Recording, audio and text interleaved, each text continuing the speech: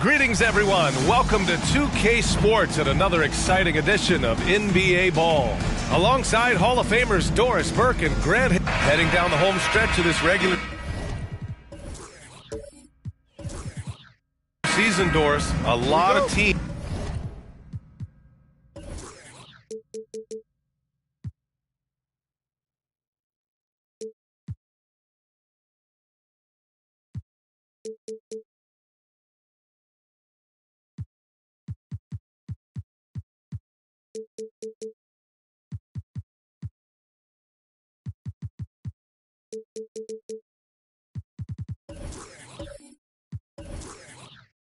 Teams fighting for playoff positioning. BA, I love this part of the season because when we're this deep in it, what happens in the arena is there's a playoff level of intensity.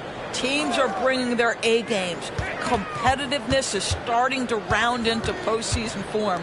This is a special time of year. And checking out Brooklyn's opening lineup.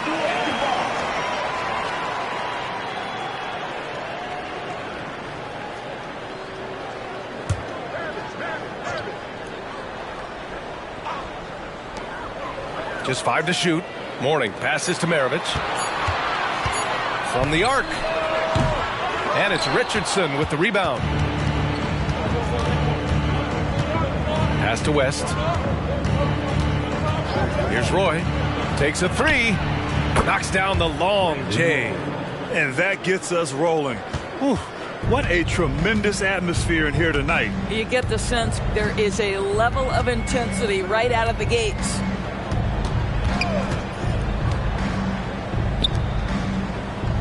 There's a screen. The three ball. Count it. 1 for 1 to start the game. That's how you up the ante. Come right back at it. And you would expect nothing less from these two, taking pride and making plays. West. Rebounded by Mourning. All alone from mid-range. They know he won't miss many of those. Pierce, the pass to Maravich. Here's Malone. Here's Stockton. In his last outing, 8 points for him. Pass to Pierce. Here's Stockton. That one rolls around and rims out. Well, New Orleans hasn't made the playoffs in consecutive years since 2008, 2009. You know, B.A., that was back in the Chris Paul era.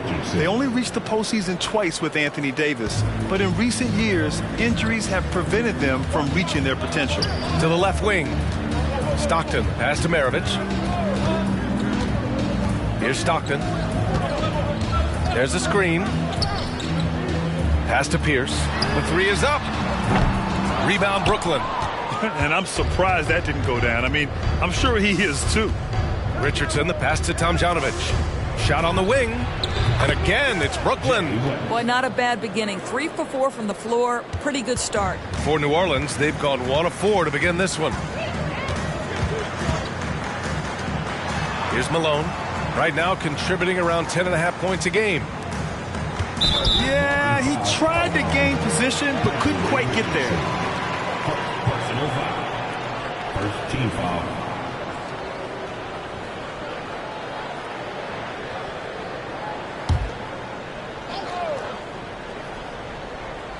Just over 2.5 minutes played here in the first.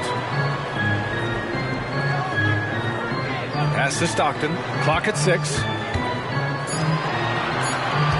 Here's Pierce.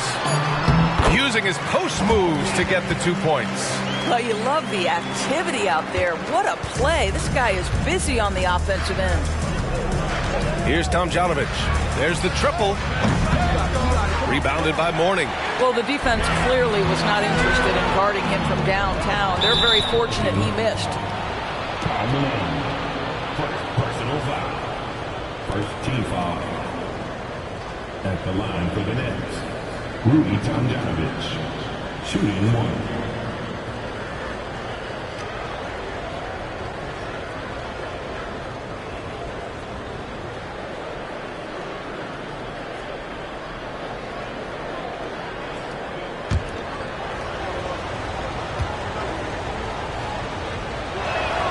And Doris, for Brooklyn, what do you think their biggest challenge will be retooling this roster? BA, one of the problems they face, they don't own many of their own draft picks. So acquiring key pieces has to come through trades and free agency.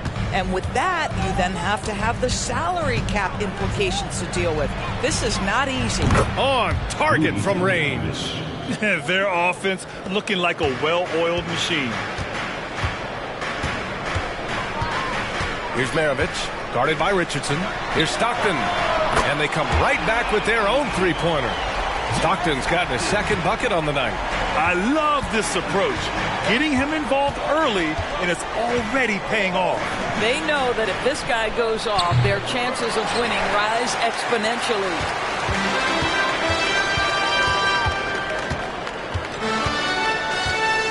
Pass to Maravich. From deep. Roy pulls it in. Brooklyn has gone 2 for 4 from range to start things off. Richardson, the pass to Tomjanovich. From outside, off the mark. For New Orleans, they've gone just 3 for 7 here at the start.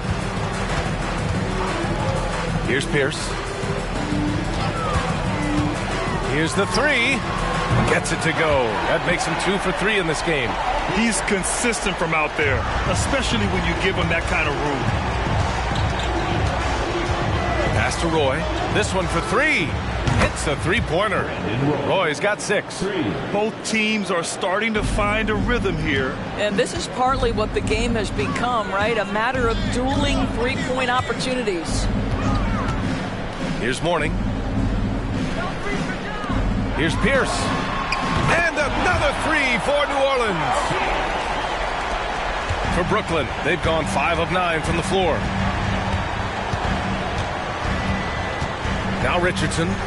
He's averaging just around 8.5 points a game. Tomjanovich gets the bucket. Pretty dime there. The kind of ball movement coaches love to see. Stockton, pass to Pierce. There's a screen. There's the 3. And he finishes. That makes him 4 out of 5. The Nets have got 6 of 10 attempts to fall. Here's West, coming off a 31-point game. To the inside. Well-timed pass, and he goes straight to the bucket for the layup. Both teams are hot. Woo! This is a fun one to watch. Well, you love it when you can get off to a fast start offensively. You hate it, though, when your opponent does the same. 12 straight points off threes. This defense is not extending very well. Pass to Tomjanovich. Three-pointer. It's rebounded by Pierce. He's got a great defensive mind. He gets good position and affects the release. And he did it without fouling, and that's become an art, changing shots without making contact. And it's good for 2. 13 points in the game. Willing passers, unselfish play. You have to appreciate this kind of offense. Timeout called. Brooklyn.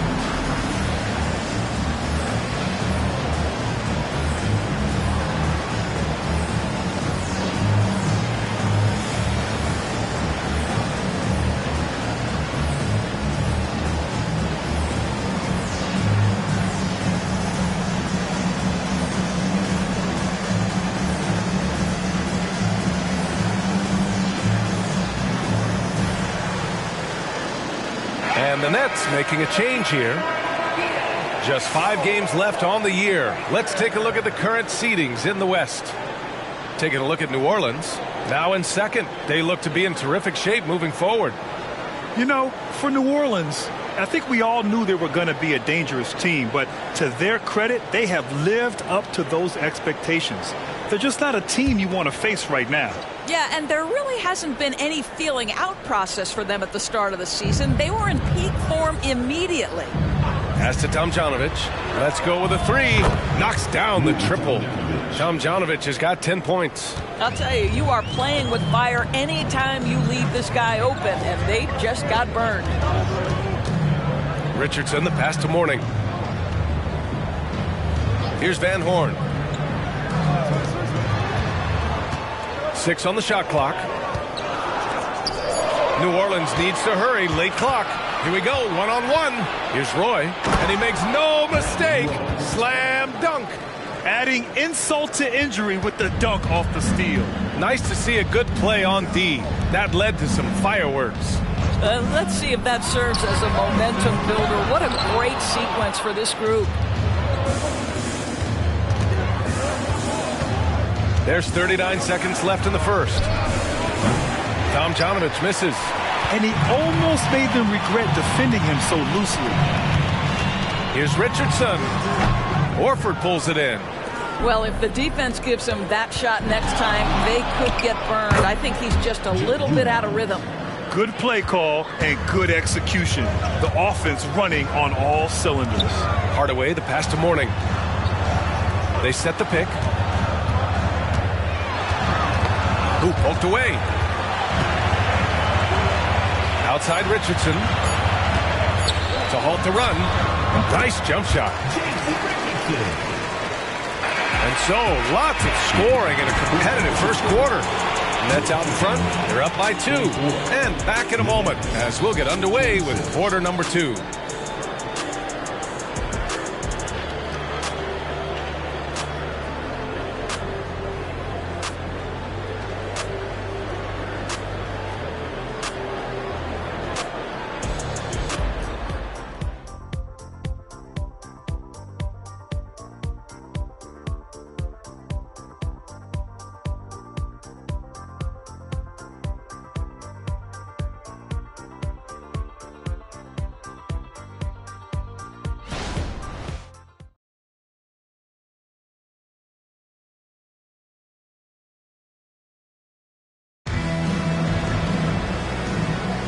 And getting it going again here in the second quarter. Fairly close game so far.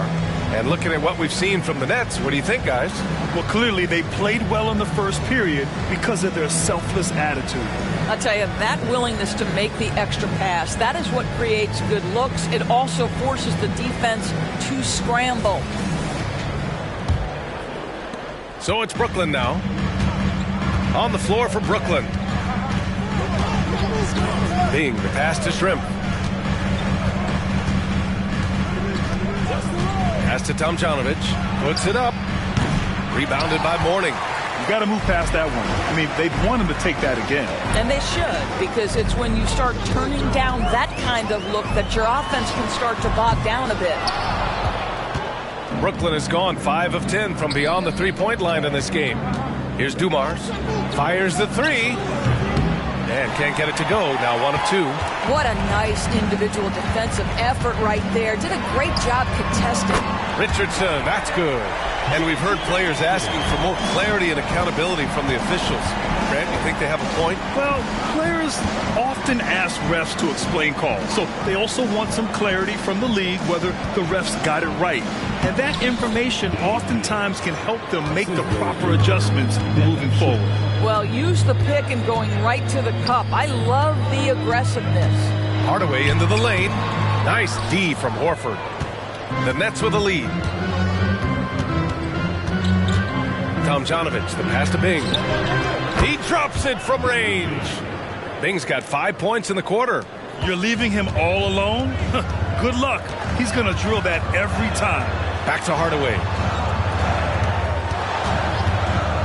from downtown, and another three for New Orleans. And talk about payback. He hits the revenge triple. Oh, you love to see the competitive fire. A little bit of pride at stake. Pass to Bing. Here's Tomjanovich. Now Horford, right wing. 4 on the clock. Got a hand on it. Ooh, anticipated the pass. It's a turnover. Here's Dumars. And he banks in the layup. Dumars has got his second bucket on the night. And a look at how the hustle game has been going for the Nets. Well, the effort they've shown on defense has been infectious. Everyone on this team continuing to jump at opportunities to come away with steals. You know, also, they've been incredible on the fast break, taking those chances, playing with great pace. Morning. And the Pelicans get another bucket right there. Brooklyn has gone 1 of 2 from deep in the second quarter. Bing, the pass to Shrimp. Fires from deep. Rebounded by Morning. Morning's got 4 rebounds in the game.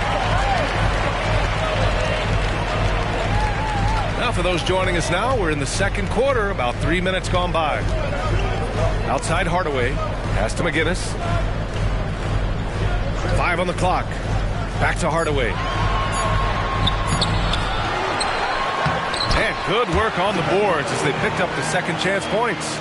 Hardaway's got 5 points in the quarter. Brooklyn trailing. Bing, the pass to Shrimp.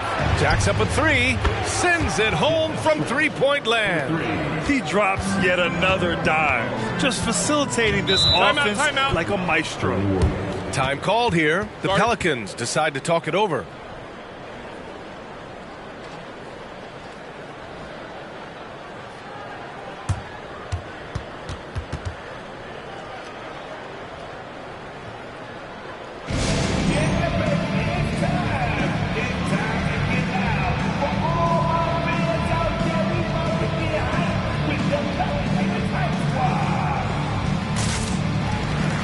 So it's both teams making substitutions here. And these point guards are making a big impact on defense as we take a look at the steals leaders so far this season.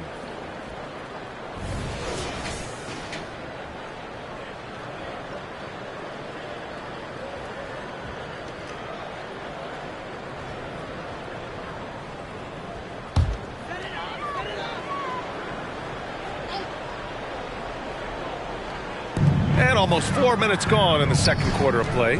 Here's Richardson. It's deflected. Richardson against Richardson. Pass to Tomjanovich. Rebounded by Morning. Morning's got rebound number 5 here tonight. Just imagine if he was shooting better. The lead would be even bigger. Malone, pass to Maravich. Count it. And that shot gets him in the books. He's 1 for 3. Brooklyn has gone 7 of 14 from the perimeter in this one. Here's Tomjanovich. Launches a 3. And the rebound goes to the Pelicans. Morning's got his 6th rebound on the night. He started the game scorching the Nets from deep. 3 triples in the first period, but none here in the second. Tomjanovich, the pass to Richardson. Here's Tomjanovich. 10 points for him. Pass to West. 4-3. Connects from downtown. West has gotten his 3rd basket of the night. And an excellent job distributing the ball tonight. You can really see his feel for the game. And that's been his role pretty much from the opening tip. Get the ball to guys where they can score it. Now here's Richardson. The 3 is up. Pelicans cleared away. Morning's got his 7th rebound of the game with that last one. Well, this has not been a quarter to remember for this guy. He looks completely flustered. Malone, pass to Maravich. Beyond the arc. It's rebounded by Shrimp. And you just can't afford to give up that kind of look very often. Pass to Tomjanovich. Drops in the 3. Tomjanovich has got 13 now. Man, they're having a hard time defending the triple. That's 3 in a row. Here's Stockton. Here's Maravich. An important score for this team, averaging around 25.5 a game. Shot clock at 6, and Malone gets it to go. When they get their opportunity to punch it inside, they don't hesitate. And here's Richardson. Pass to Tomjanovich. Fires the 3. And again, Brooklyn with the triple. They're getting torched on the perimeter. 4 of the last 5 buckets have been threes. On the wing, Richardson. Fade away. And out of bounds, the Nets will take it. They just couldn't make the connection, but you appreciate their attempt at moving the ball. And the Nets making a change here. Jones is checked in. The Nets have gotten 7 shots out of 14 attempts in the second quarter. We've got 1:28 left to play in the first half. Pass to West. Three-pointer. Rebounded by New Orleans. Last game matched up with the Thunder. Tough loss there. And it was an awful game defensively.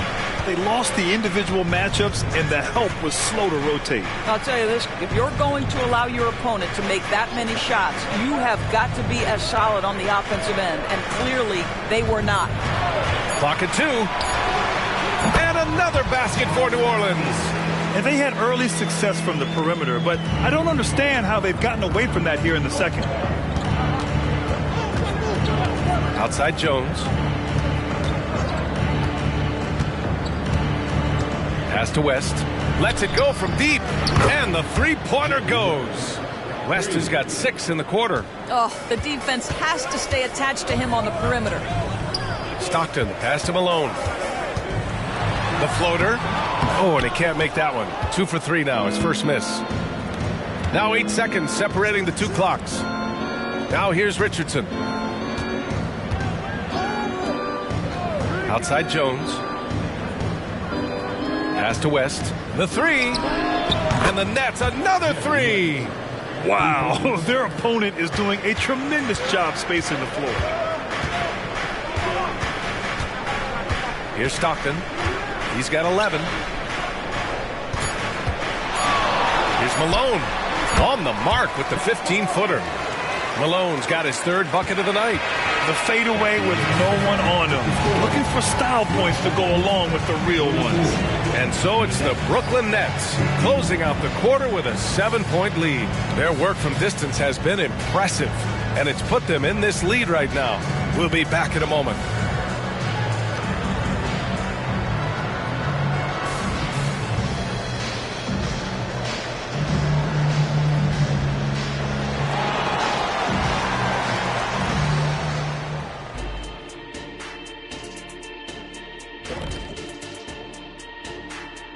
Hello and welcome. First up, folks, let's take a moment to see how things are shaking down in the Rookie of the Year race. And guys, I was just thinking, as I often do, in your travels around the league, the only team you both played for was the Orlando Magic. Did he play for them? 6 games, and it was the worst 6 games of my life. How many of those games did you start? I started 2, and I should have started all of them. That's another story. And you know what else? The Magic also say it was the worst 6 games for them. And we come back to the game at hand. In the first half, plenty to like for the Brooklyn Nets. Watch out, y'all. We're in the splash zone. Better get those fans in the front row some ponchos, baby. 3 balls are raining down, Shaq, everywhere you look. I'm glad I'm not sitting there. This is a new suit, Kenny. And that is going to do it for us. Let's get back to some second half action with Brian Anderson and company.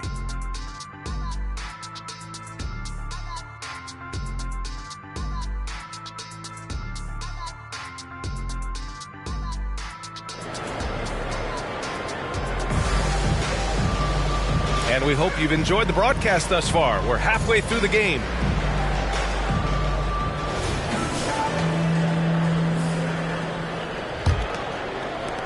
The Nets with a lead.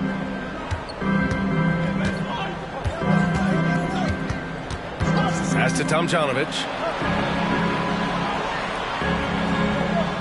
Here's West. He shoots. The rebound by Malone. And for Brooklyn. Here's Stockton.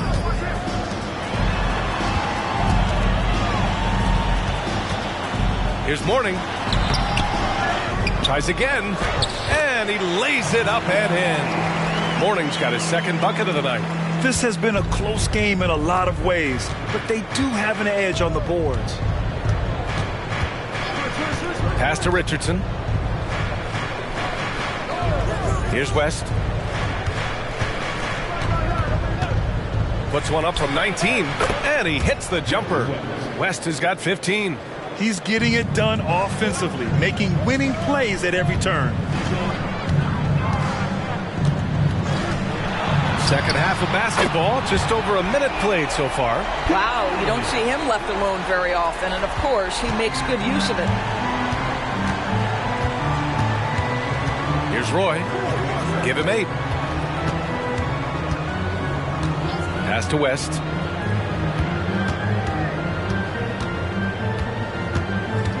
Shot clock at 5. Pelicans cleared away. Mourning's got rebound number 9 now. What an effort here tonight. Sinks the tray. 14 points for him. Boy, that's 3 for 4 this half. You like that they're starting with a little bit of extra energy. Nice. From outside the arc. And the Nets, another 3. And this is how he shines. He's a big part of their floor space. And right now, Greg, he is doing a great job delivering for this team. Productive and efficient. Here's Stockton. Can't hit the free throw line jumper. Second chance effort. Pierce can't get to it. The Nets have gotten 2 of 4 shots to go since the break. Pass to Richardson. Here's Tomjanovich.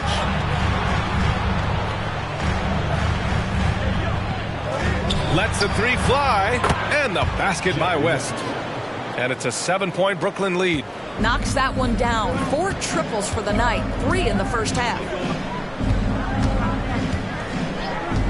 Here's Stockton. He's got 14. Hits the trifecta. Both teams are starting to find a rhythm here. And this is partly what the game has become, right? A matter of dueling 3-point opportunities. Richardson, the pass to Tomjanovich. Here's West. Fires for 3. And the Nets, another 3. Making his mark from long range today. That's his second triple of the half, his 5th overall. Malone, pass to Maravich. It's tipped. He just can't find a consistent way to score, and this team could certainly use it. Just such a terrific dunker. Man, born to fly, that's for sure. New Orleans has gotten all 3 from downtown so far in the second half. Time now to hear from our reporter, Allie LaForce. The G League is continuing to be a laboratory, if you will, for new rule changes that eventually make it to the NBA, from the coach's challenge to take foul. Possibly up next, a target score for overtime instead of a running clock. It's been a popular change in the G League, and it eliminates multiple overtime games. Brian, it could make the jump. I like it. It's worth a shot. Thanks, Allie. Here's Stockton. He's got 17. The leaner inside. Again, the Nets score. And a chance to catch up on some numbers here. The hustle stats for the Nets. You have to be a fan of the energy they've played with on the defensive end. Active hands and feet, and it's come up big a few times for them. And let's give them credit to the shot blocking on display. They set the tone early and have kept the pressure on defensively. New Orleans calls timeout.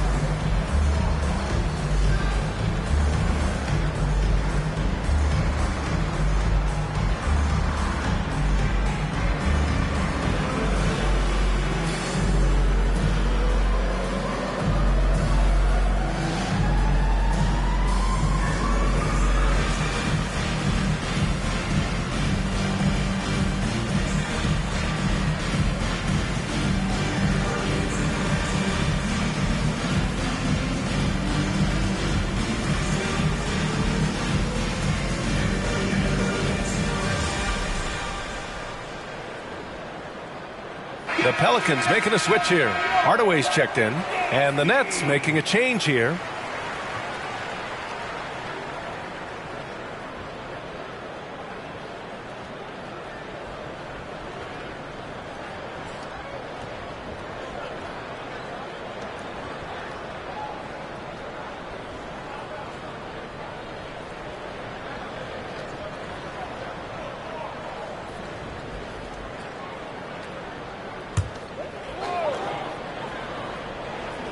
Here's Hardaway.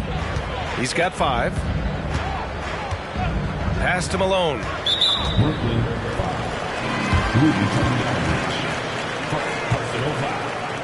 First team foul.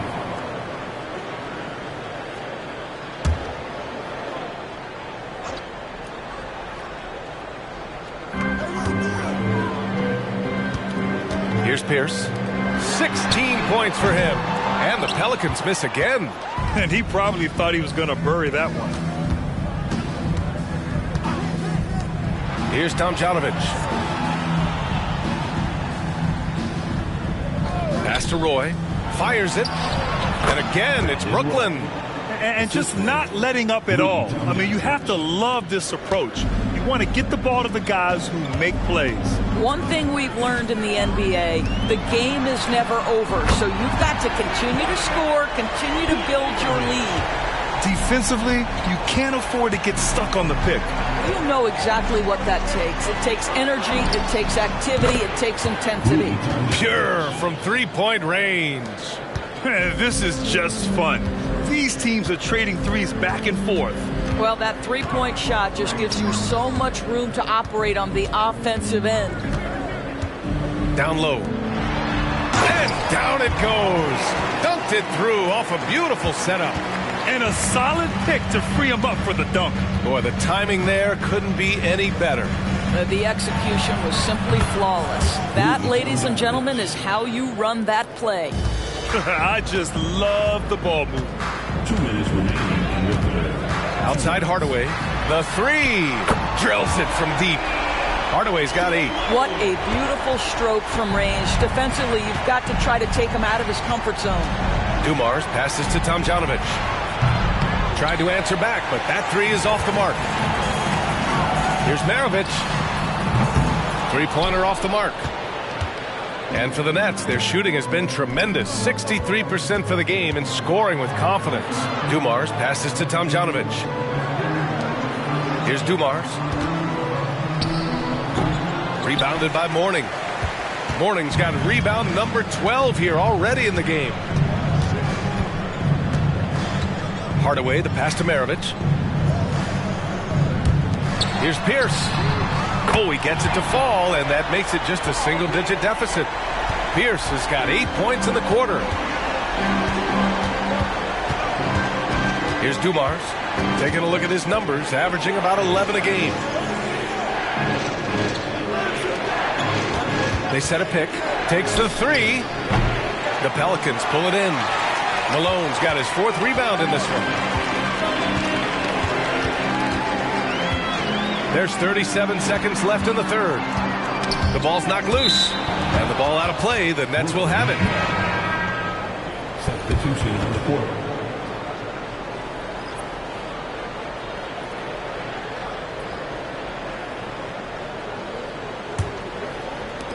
The Nets with a lead. Here's Dumars. Here's Tomjanovich. Good! Another from 3.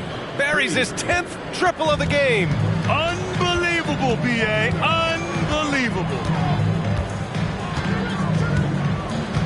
Outside Hardaway. Pass to Richardson. 5 to shoot. Here's Mourning. Horford covering. Mourning with the bucket. Mourning's got 6 points. And so it's the Brooklyn Nets with a 9-point cushion at the end of the quarter. And it's mostly due to their superb shooting. They've wasted very few possessions. All right, stick around. We'll be right back after this.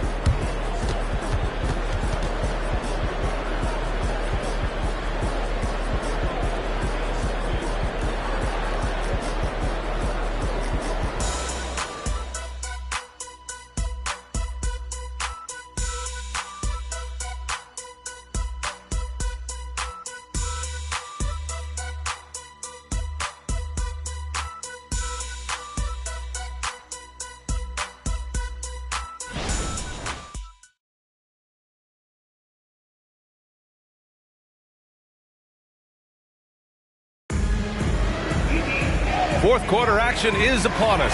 Thanks as always for joining us.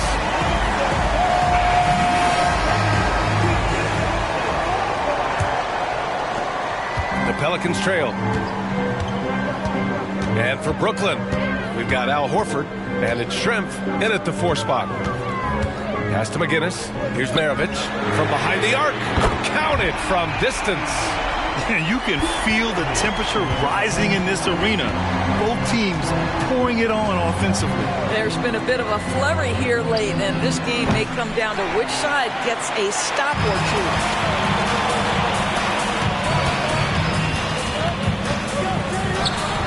And another one falls for New Orleans. You love that this guy doesn't get down on himself after a rough first half. Keep your composure and keep grinding. Richardson, the pass to Schrempf. Drains the triple. And the Nets lead by 7. Even though he hasn't lit up the scoreboard, I like how he's keeping others involved. Here's Stockton, guarded by Richardson. Van Horn misses. And the defense got away with one there. I mean, that's a shot he typically makes. Oh, and he got fouled on his way up. He'll head to the line to shoot 2. Yeah, and you never want to let shots at the rim go uncontested. Shooting for Brooklyn, Michael Ray Richardson. At the line for 2.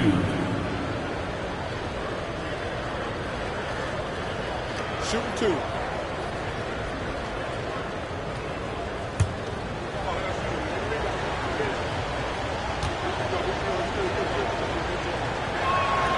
And the first one at the line is good.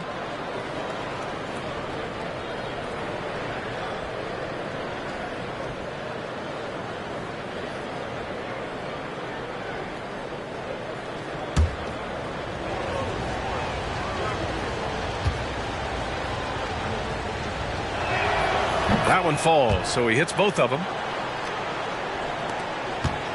New Orleans has gone 1 of 2 from deep in this quarter. Here's Maravich. Pass to Van Horn. Here's Malone, guarded by Richardson. The jump hook. The jump hook. Malone can't get it to go. Boy, 9 times out of 10, that's going in. I'm sure he surprised himself with the miss. Here's Schrempf. Launches it. And again, it's the Nets missing. Here's Stockton. Pass to Maravich for 3. Finds it again. 6 for 12 and remaining assertive. I'll tell you, tough first half puts it in the rear view. The shooting percentage starting to reflect that. Here's Schrempf. And he can't answer back. The 3-pointer offline. New Orleans has gone 2 of 3 from beyond the arc here in the 4th. Here's Maravich from deep 3-point land. Hardaway's checked in for the Pelicans. First team foul. Substitution on the court. And here's Horford. He'll bring it up for the Nets. Outside Jones. Pass to Roy. Puts up a 3. Rebounded by New Orleans. One thing they've done well tonight, and that's rebounding. Stockton, pass to Van Horn. Here's Stockton. Inside, here's Malone. And he takes the feed in stride and slams it home. Sometimes a player is born with a passer's mindset. He deals it with conviction. Outside Jones. Pass to Roy. This one for 3. He gets it. He's 7 for 8 and really going at him out there. His first triple of the second half. That makes 3 for the game. A look at the clock. A little under 3.5 minutes gone by in the 4th. Kept alive. Malone. Ooh, coming through again. Shooting 5 for 7 now. Second chance points are always painful. Have to make the effort to box out. No doubt those extra possessions can really add up against you when you do not take care of the defensive glass. Pass to Roy. Richardson with it. Just 5 on the clock. Outside Jones. Here's Horford. Good on the shot. Horford's got his first 2 points. Outstanding pass, on time and on target. Outside Hardaway. Here's Malone. Back to Hardaway. To the middle. Ooh, rejected by Horford. Well, this is how Al Horford gets it done as a rim protector. His anticipation and his positioning are exceptional. It's great to see a fantastic block on replay once again. Oh, amazing indeed. And getting stops like that only encourages him to keep attacking on the offensive end.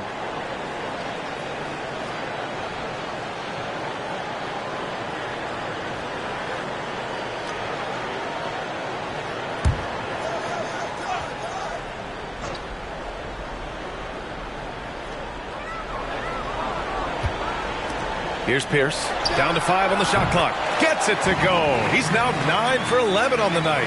And that was the right decision. When you're in need of a bucket, you go to your most trusted guys. Well, you've got to earn trust and equity by making shots. Nice delivery there. The Pelicans have gone 6 for 11 here in the fourth quarter. Here's Stockton. Pass to Mourning.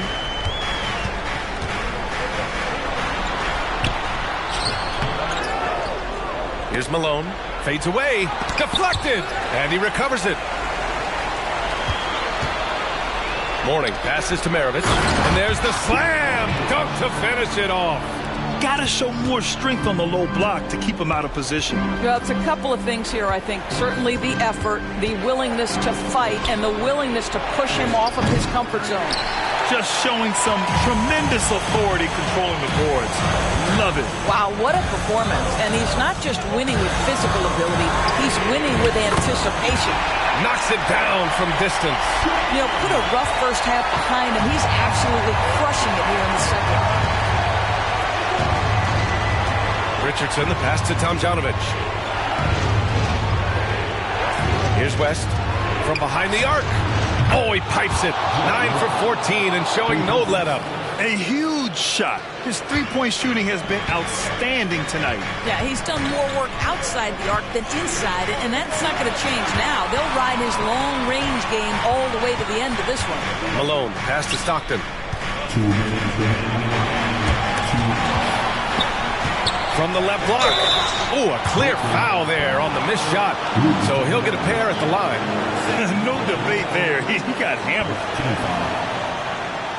At the line for your Pelicans, Alonzo Mourning. 2 shots.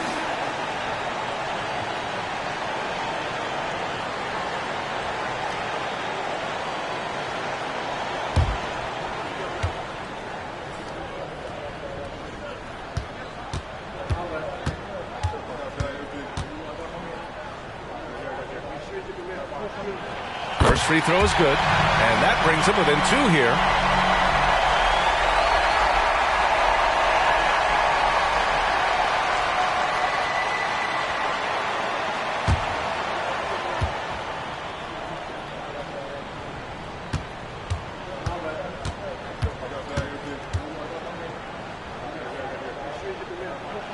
And that's good as he hits both shots. You must embrace the pressure and knock down critical free throws. Nicely done. Brooklyn calls timeout. They're leading by 1. We've got 1:55 left in the fourth quarter here.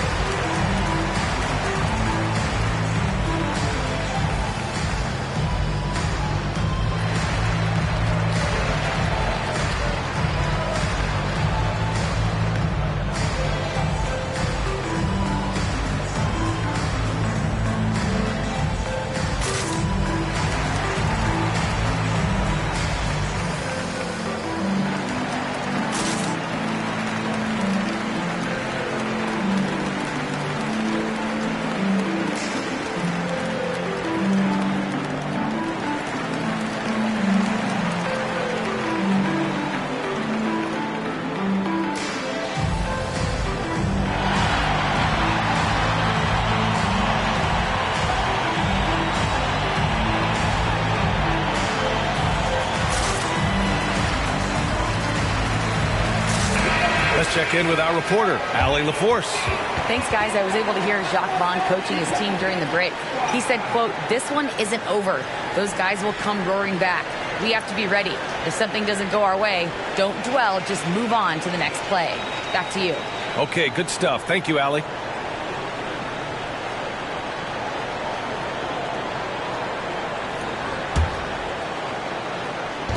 We've got 1:55 left in the game. Here's West.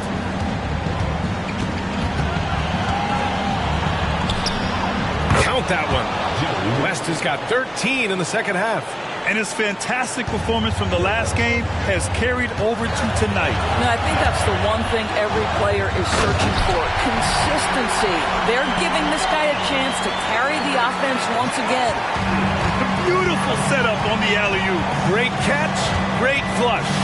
West. The rebound by Malone. Malone's got rebound number 9 now. What an effort here tonight. Here's Maravich. And the Pelicans hit again from deep. That's one of those clutch shots he's known for. When the pressure is high, he seems to be the most locked in. A minute 9 left in the fourth quarter. Pulls it. Gets an open look and hits it. West has got 28. Well, he's been shooting it so well because he's been so active, moving and working to get high percentage shots. Maravich, the pass to Malone. The rebound by Tomjanovich. Yeah, we're not used to seeing him get bottled up like that. Wow. Out of bounds. New Orleans will have it. Wow, what a time for a turnover. Shows you just how key one play can be. New Orleans calls timeout. It's tied at 97. 40 seconds left in the fourth quarter.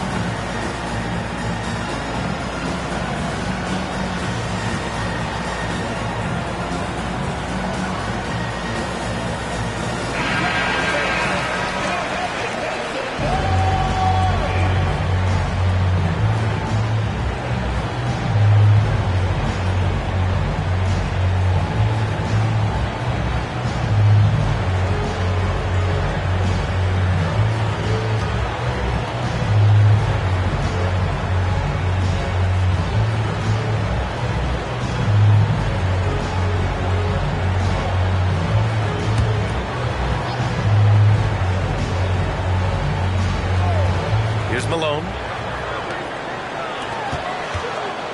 Pass to Stockton. Can't get it to fall. 6 for 10 now. Well, terrific defense. They obviously respect his ability and just want to make it tough. Great to see guys who don't back down under pressure. To me, more often than not, when you attack, good things happen. New Orleans calls timeout. They're down by 2. 26 seconds left to play in the fourth quarter of this one.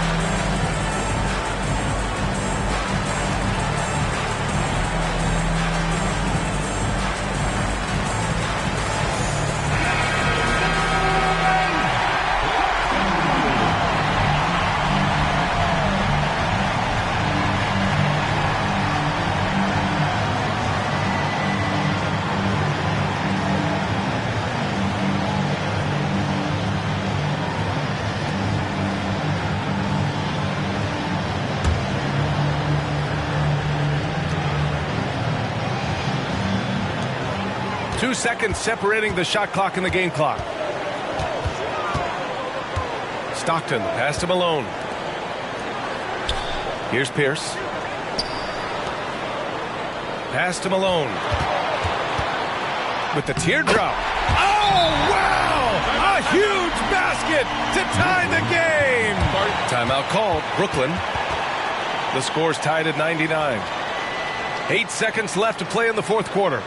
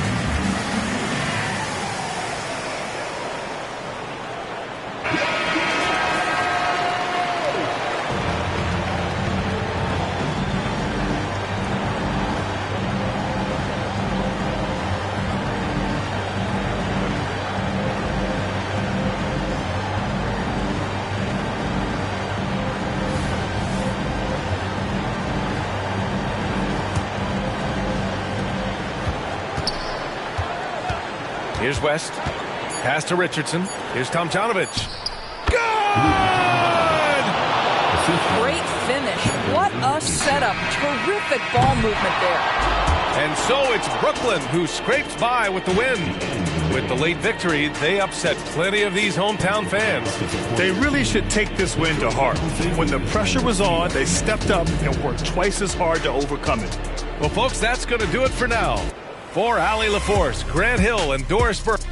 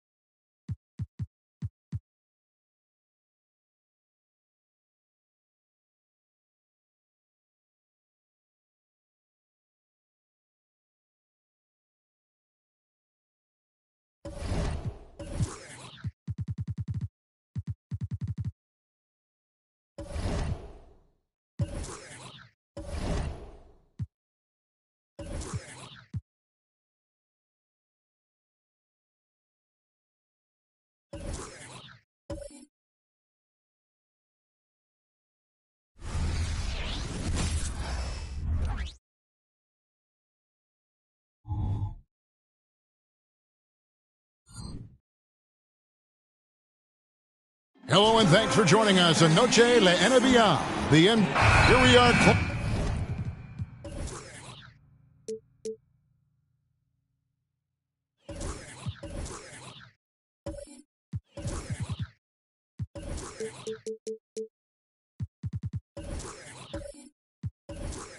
Looking at this one, both teams love to shoot, and you can expect both of these squads to pull the trigger from deep. Well, you see this a lot in today's game. I mean, both of these teams like to let it fly from beyond the arc, and I think it's going to come down simply to which team can knock down more shots from outside. And the starting lineup for the Timberwolves. They've got Porter. Peja Stojakovic is out there with Karl Anthony Towns. Then it's Allen, and it's Theus in at the point. The wide open look here for Anthony. Good, and Paul gets the assist. Well, Anthony is just this competitive. He wants everyone to know what he can do. Theus, the pass to Stojakovic. And again, Minnesota with the triple. The real. Come at us, and we're coming right back at you. A little back and forth from long range. I love it. That's a terrific answer there. Now here's Brown. 11 points last game. Fouled beyond the arc, and he almost hit the shot. He'll go to the line for three. Incredibly for the Minnesota Timberwolves, Clark, the 2004 playoffs are the only time they've won a series. You know, Kevin, with Kevin Garnett, they had a few 50-win teams and some excellent coaches. That just tells you, I think, how hard it is to win in this league. Free throws. Carmelo Anthony.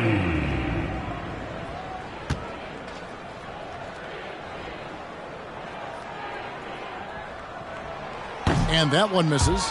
A lights-out scorer who possesses incredible confidence. Anthony is such a skilled and explosive player.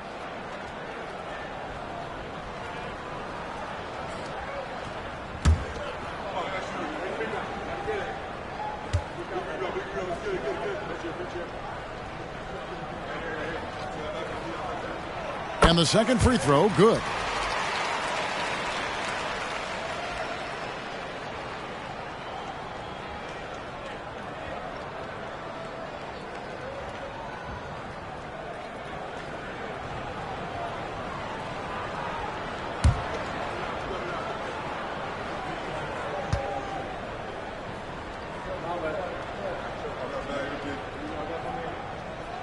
And he nails the third. Minnesota's gone 2 of 2 from three-point range here in the first quarter. Theus, the pass to Porter. Jacks up a three, and another three for Minnesota. You know, I think this is a shot Porter Jr. has to continue to knock down because, after all, he's out there to stretch the floor, so he's got to cash in from there. Brown outside. Hits the three-point bomb. And that's exactly what he's looking for, draining the triple. About a minute and a half through the first quarter. Porter, no luck. Looking at the last game for the Timberwolves, it was a loss to the Clippers in Los Angeles. Yeah, I mean, on the road, their defense was just overrun. Couldn't match the intensity of the opponent, and it cost them. And you know what, guys? It just seemed like they never really had the kind of energy necessary. They just weren't comfortable on the defensive end. C.J. McCollum, he's checked in for Minnesota. Here's Paul. 14 points from him the last game against Brooklyn. And don't forget about his assists. His playmaking was as good or better than his scoring. He was in complete control out there. For Minnesota, they've gone 3 of 4 from the field to start out the game. Porter, no luck. For Miami, they've gone 2 of 3 here to start out the game. Paul passes to Love. Here's the pass to Brown. And the three ball is good. Brown's got 6. And, you know, we've seen Brown accept more responsibility over time on offense, including taking these quick shots. Outside Stojakovic. Miami grabs the miss. And I like the bold move of going right back at him to return the three, but he just couldn't get it to go. And here's Brown outside.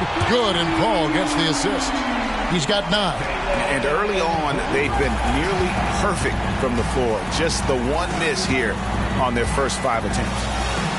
To halt the run, and Stojakovic is good for 3. And it's Paul with the ball for Miami. They're coming off that win against the Nets. Well, you look at the points they produced in that game. Great adjustments on the offensive end. Well, it's really hard to stop them when they're in a groove offensively, and they were in a comfort zone all game long in that one. And he gets the bucket. The ball movement on this run has been fantastic and is a big part of why they've been able to get these good looks. Anthony against McCollum. Stojakovic kicks to McCollum. Pass to Theus. And Chris Paul picks up the foul. That is his first foul of the game. Smith checked in for the Heat. And a change for the Timberwolves. Williams is checked in.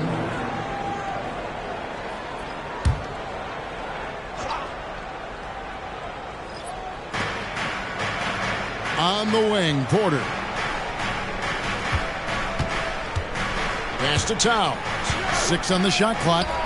Sinks it from just inside the baseline. Well, you like guys who can work that in-between area. Really keeps the defense honest. And I tell you what, guys, I mean, with this combination of size and touch, he's a real threat from mid-range. Anthony missing again. Minnesota's gone 4-6 from long range here early on. And Clark, it's not often you see the blend of size and shooting touch for a player like Michael Porter Jr. He is pretty rare. And, you know, he's got great range in addition to that quick high release, and all of that makes it harder for defenders to close out effectively on it. There's a reason he's well over 40% from long range for his career. Here's McCollum. Following the basket by Chris Paul. Back to Williams. Towns sets the pick for Williams. That's in, coming off the assist from McCollum. And we talk about court awareness. There, McCollum doing a beautiful job spotting the open man. And here's Anthony for 3. Good on the triple. Anthony's got a pair of 3s now in the first quarter for the Heat. Yeah, they're relying on their three-point shooting and getting pretty good results. Williams passes to Porter. And another 3 for Minnesota. Shots are just flowing for him right now, having a really strong quarter. Always going up for the alley-oop here. And it's Smith missing. Yeah, and that was lining up to be a huge alley-oop, but they just couldn't quite connect. And, you know, guys, always a tough catch on the lob. Placement and timing have to be close to perfect. And Towns throws it down. Nice job by Towns to get in there and get aggressive. Paul passes to Smith. Back to Paul. Uncovered. Porter pulls it in. I didn't see that miss coming. I mean, he's usually been money from that range. 1:49 left to play in the first quarter. Pass to McCollum. Eaton grabs the miss. Well, they'll be happy with that look, even though it didn't fall. You know what? That's a confidence shaker for him, though. I mean, that's a shot he expects to make every time. Paul passes to Love. The pass to Carmelo. And again, it's the Heat missing.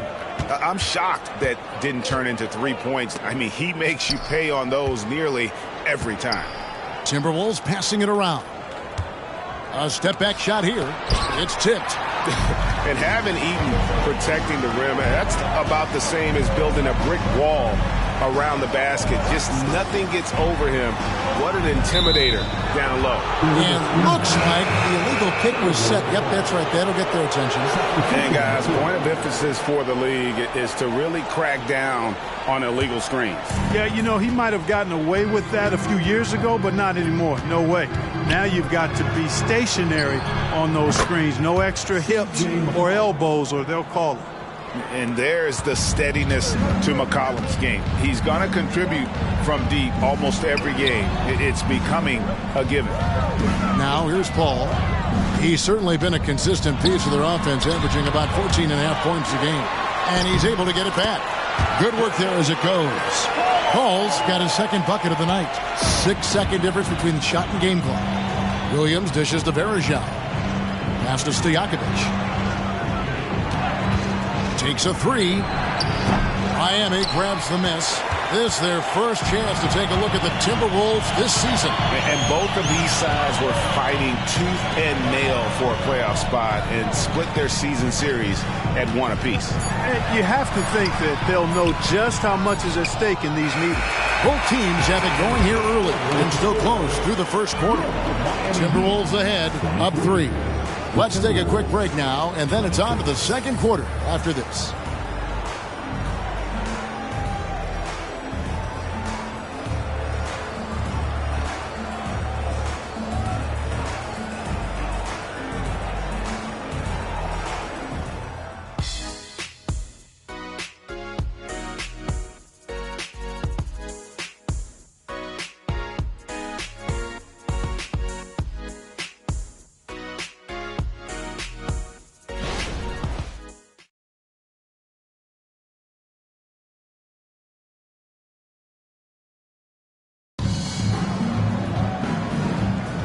Welcome back, everyone. It's Noche Latina in the NBA as we resume action. Now let's take a moment to get your guys' take on the scoring so far for the Timberwolves. They've looked to fire as much as possible from outside the arc, and so far they are hitting at a high clip. One other thing they've done really well, moving the ball around. They've done a nice job not settling for that initial option and making that extra pass. They've got Chris Paul.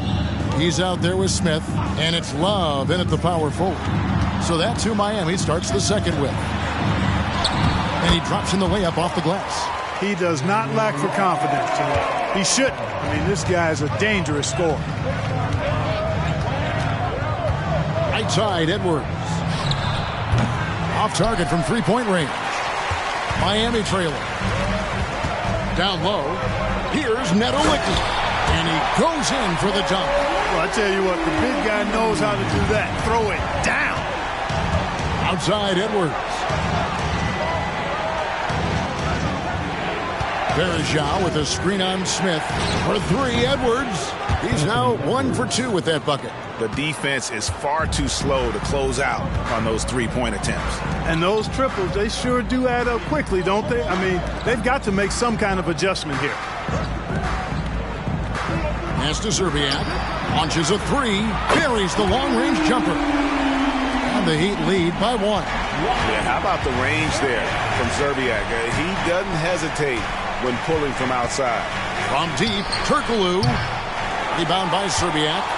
Miami's on 6 of 10 from three-point range, up over 50% for the ball game. Can't get it to fall, and he's missed the second after making his first. Turkoglu passes to Williams. To the middle.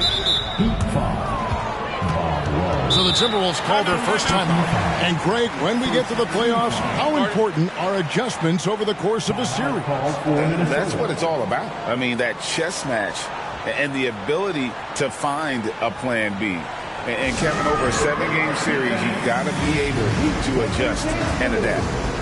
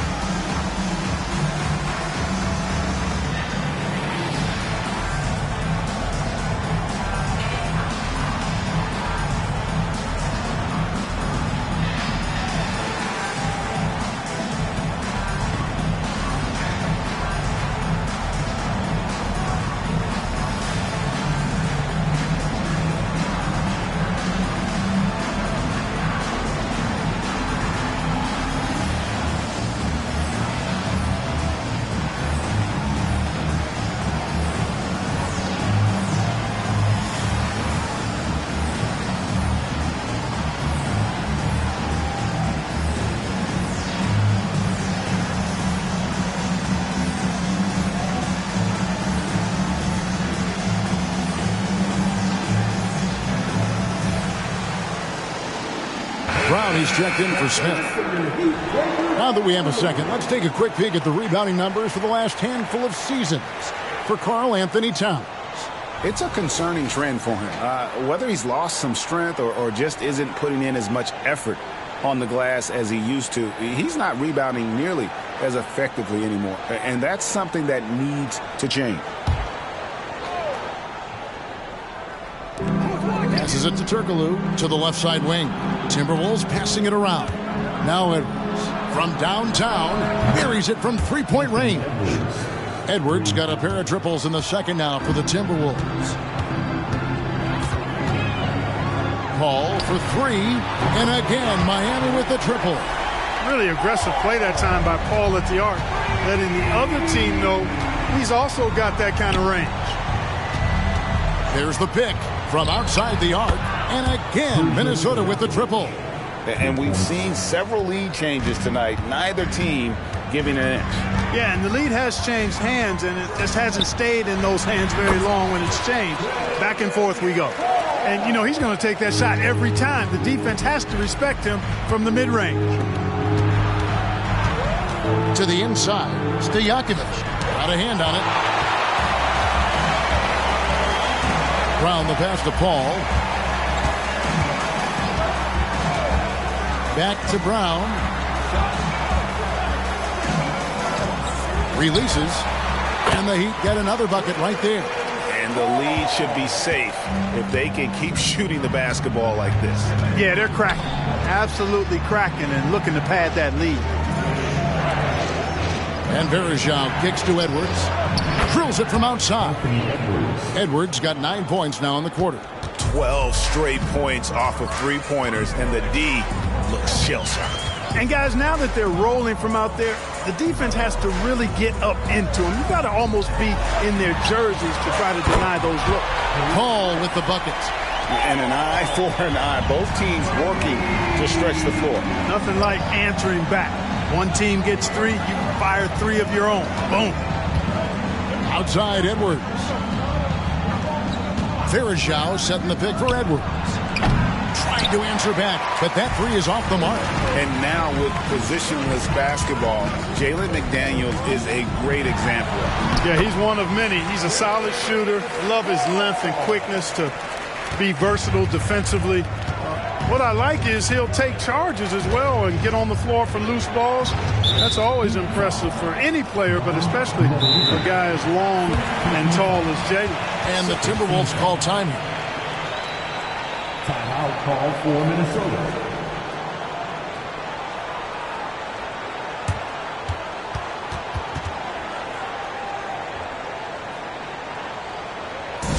Let's go, Heat fans. Give it up for your Heat Ice Squad.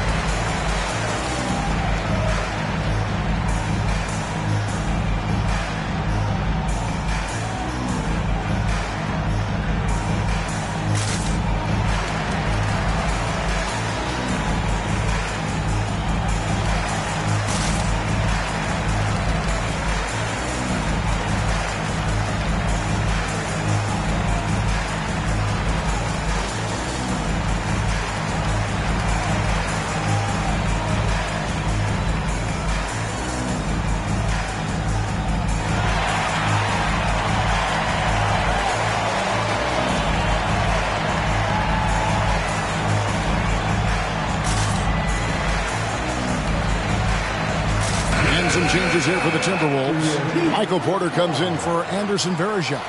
And Allen subbed in for Peja Stojakovic.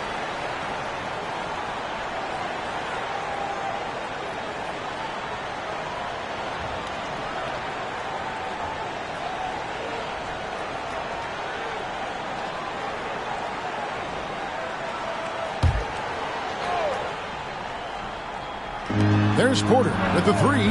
Good on the three-point shot. Porter's got 11.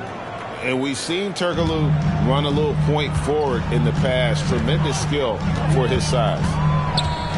Fox with it, and Allen picks him up defensively. Back to Fox. Good, and Paul gets the assist. Paul's got assist number 5 here tonight. And I've been impressed with the unselfishness, but also getting guys the ball where they can do something with it. He is delivering a lot of room service times tonight. One sweet one after another. Knocks down the 3 ball. Allen's got the game tied up here for the Timberwolves. Miami's gotten it going from downtown in the second quarter. They're 3 of 3 on 3-pointers. The pass to Paul. Some nice ball movement here by the Heat. Brown outside. And again, Miami with the triple. Dead-eye shooting from them this quarter. And you know what? The frustration for the defense is mounting because it seems like they can't miss out there. Porter against Anthony. Allen for 3. Cycli pulls it in. Well defended that time. He's a shooter that the D has to close down on quickly when he's ready to pull the trigger. And they call an illegal screen. That's great. And here's the upcoming schedule now for the Miami Heat. On Wednesday, they'll tip off a road trip in New York where they'll take on the Knicks. And then on Friday, they'll be matching up with Nikola Jokic and the Los Angeles Lakers. And for that game against Indiana, that's going to be one where it would take a lot of errors and maybe a cold shooting night for things to go wrong. They just have that much of an advantage over that team. Here's what Minnesota's going with right now. Varejao comes in for Turkoglu, and McCollum subbed in for Edwards.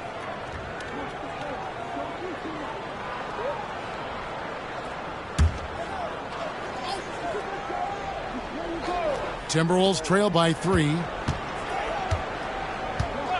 Thea's the pass to Porter. To the paint. McCollum outside. Hits it from 3-point range. McCollum's got 6 points. And how about the last 5 made shots have all been 3? The defense is just giving up a barrage. Most teams get the message to cover shooters after 1 or 2 wide open looks at the 3-point shot, but it seems like they have just not figured it out. Thea's the pass to Porter. Oh, good with the triple. And I thought that was going to drop. It looked good from here. Pass to Fox. And here's Anthony for 3. Drains it from beyond the arc. Now it's a 6-point Heat lead. Good thinking from Anthony. He's so good at going right up with that shot. Thea's the pass to Porter. McCollum with the ball. Back to Porter. And he can't answer back. The 3-pointer offline. And man, is this team on a roll right now offensively, Greg. So fun to watch. They're playing with so much confidence, which is why they're tearing it up on this end. Thea's the pass to Porter. Connects from 3-point range. 14 points for him. Now he's drained 2 threes in each quarter so far. Brown outside.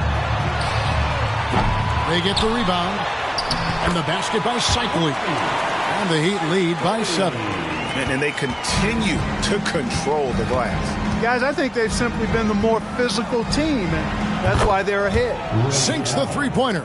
Really starting to find himself now, guys, after getting shut out in the first quarter. Now here's Brown. He's got 15. Paul outside. Lobs it up for Anthony. And it's Anthony with the jam. Oh, great communication there. Setting Anthony up beautifully for the big-time finish. A big-time effort for Chris Paul, providing a lot of energy for the Heat. He totaled 14 points in the quarter. He's given them all the offense they need right now. And now let's catch up with David Aldridge, who's standing by from the sideline. All right, Dave. Thanks, Kevin. Coach, which end of the floor is most important in terms of change? Well, on both ends. Decision-making offensively with the turnovers, got him out in the open court, got him some easy ones, and we have to settle into our game defensively, try to disrupt them a little bit. It's been way too easy for us. We'll see if you can get your fingerprints on this game. Thanks. Back to you, Kevin. Thank you, David, and we'll be back after halftime as the third quarter gets underway.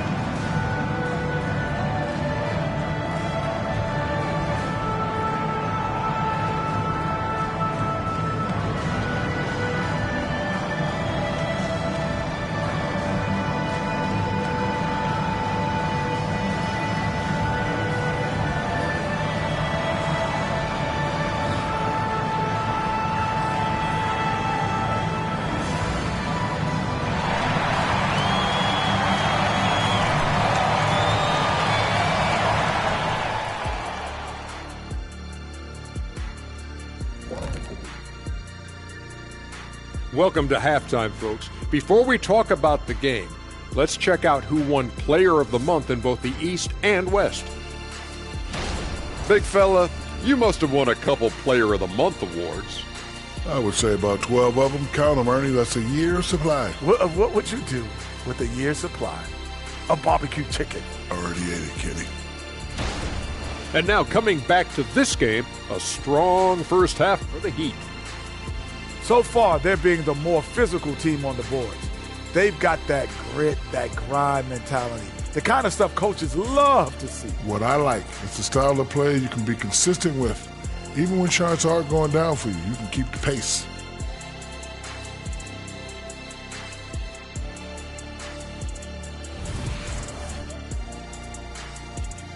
That is more than enough of us. Let's send you back to the game. Kevin Harlan and crew with the second half.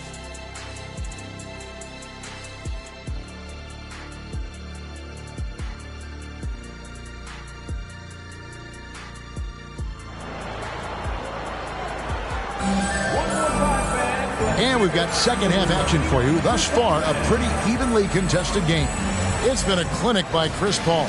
And the way that he has helped out with the ball movement has been a difference maker early on. And, you know, that's not a job they ask him to do very often. But in the first half, I thought he was in perfect sync with his teammates.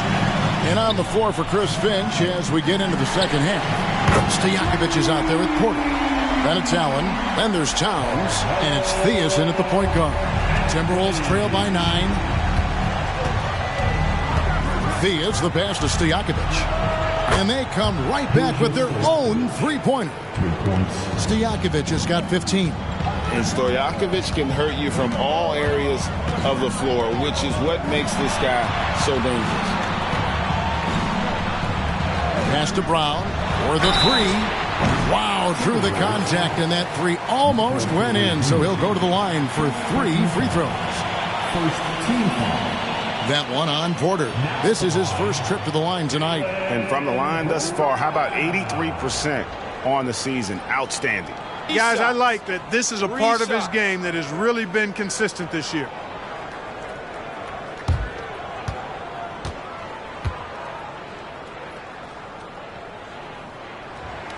And he's good on the first of 3. Look, you've got to give Brown a lot of credit for his growth as a shooter. That wasn't something he did when he first got to the league. He put in a lot of work. He shoots it well from the floor and line. And he sinks the second.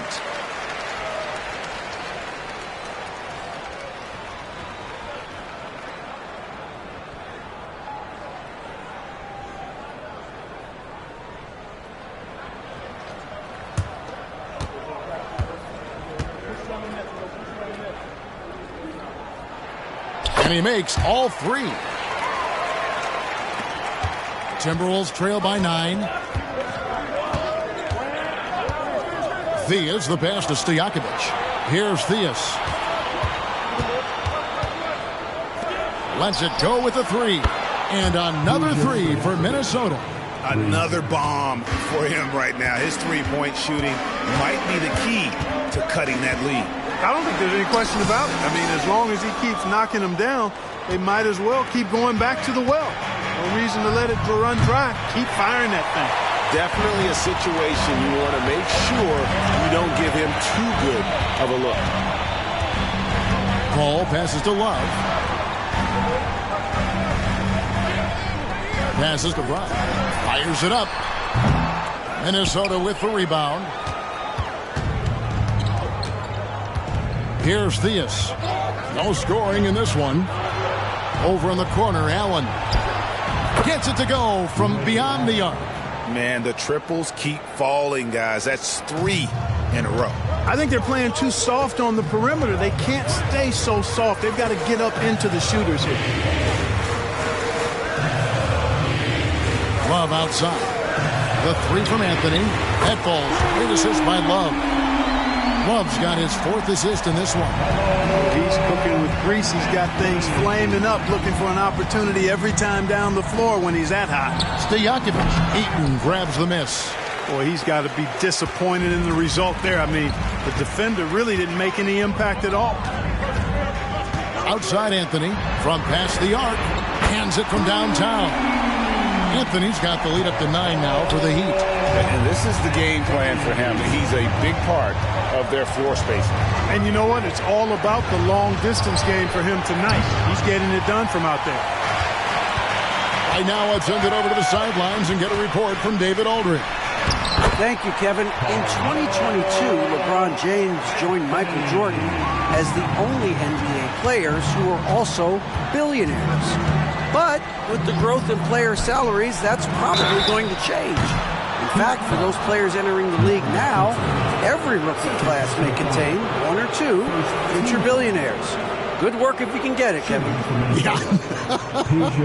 No kidding, D.A. Thank you.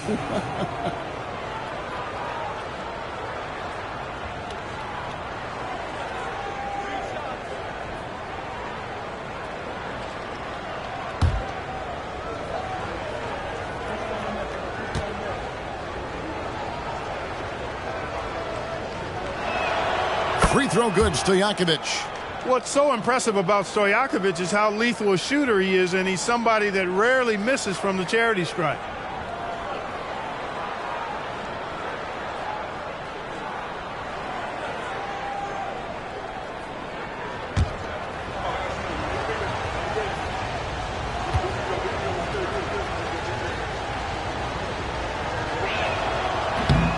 He's off on the second.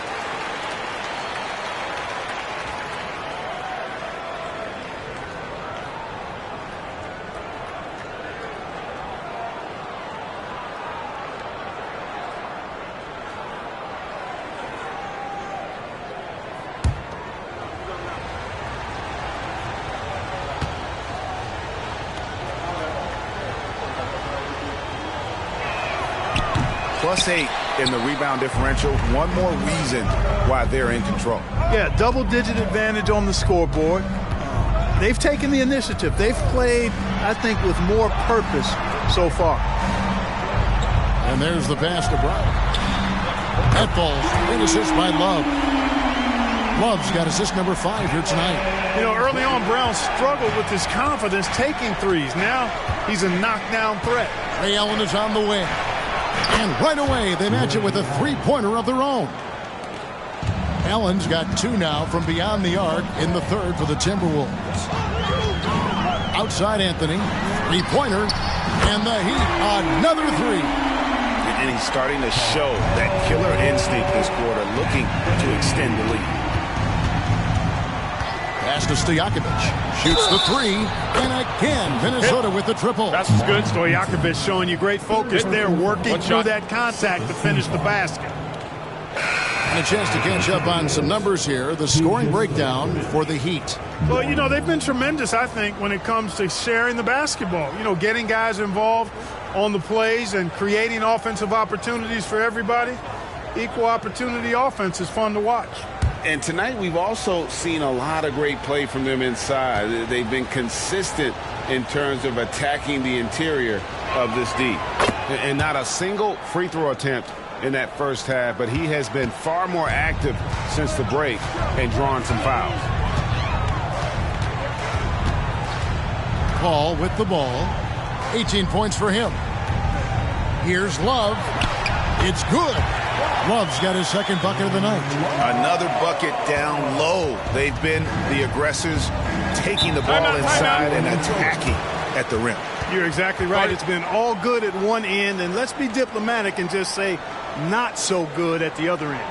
Minnesota calls timeout.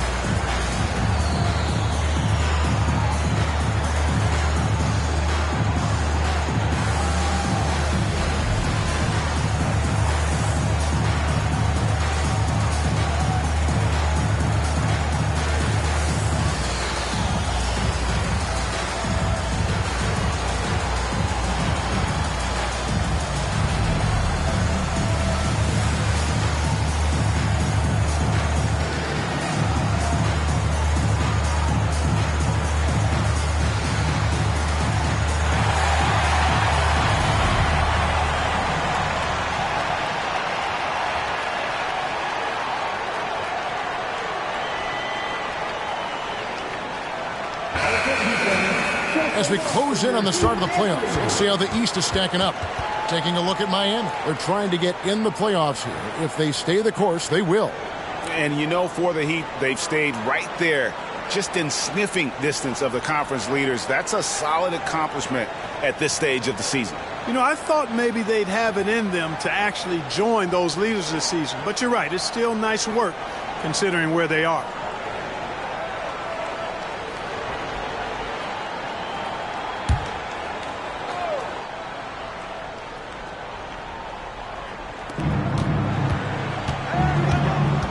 And here is Williams. Takes a step back. Allen's shot is off. The edge on the glass is the difference. It's allowed them to build this lead. And really a reflection of their superior effort level to this point. It seems to me they've gone after this win a little bit more. Porter finds Williams. Allen outside, beyond the arc. Love grabs the board. Love's got 7 rebounds in the game. Anthony dishes to Paul. Love outside. Pass to Anthony. From deep. That falls. Great assist by Love. Love's got his 6th assist on the night. Well, he's demanding the ball. He wants it, and he's coming through. I mean, you can see why his teammates trust him down the stretch, guys. And that one's good by Porter. That's a great response from Porter Jr., taking those 3 points right back. That's a 2 from Paul. Porter pulls it in. Porter's got 5 rebounds tonight. The dish to Williams. Back to Porter. Here's the 3. And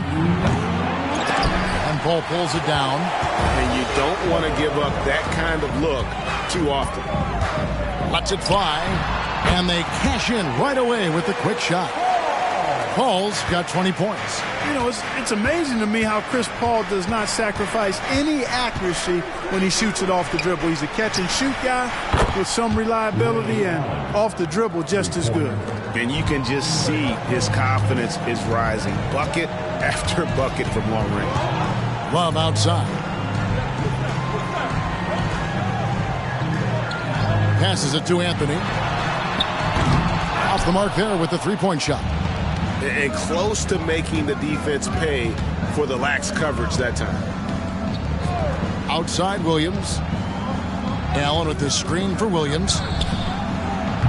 From outside, off the mark. The Heat leading by 10. Paul for 3. Gets it to fall, and now he's 10 of 15 on the game. And this is someone that can really hurt you from long range. He did that to a degree in the first half, and he's doing it now. And a wide open look for Porter. The basket is good off the assist from Williams.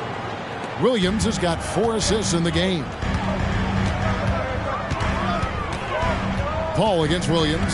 Love outside. And the pass to Carmelo. And again, Miami with the triple. And until he cools off, I'd keep the ball in his hands. And it's Williams with the ball for the Minnesota Timberwolves. 6 seconds separating the shot and game clocks. And that one's good by Porter. What an exhibition he's putting on today. This is about as hot as you can get. Now Anthony. He has 35. Paul outside. Here's the floater.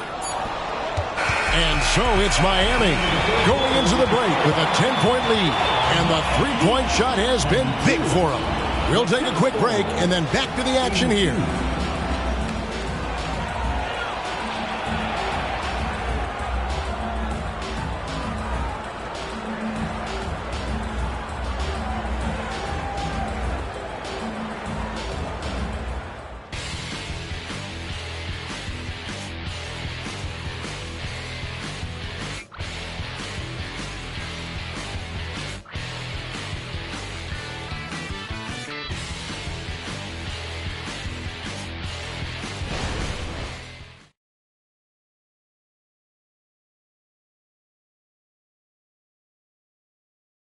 How about a look at today's State Farm assist of the game?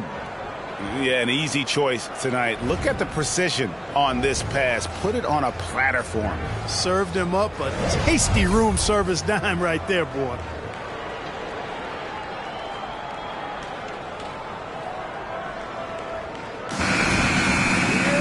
And this is it. Glad to have you along for this fourth and final quarter.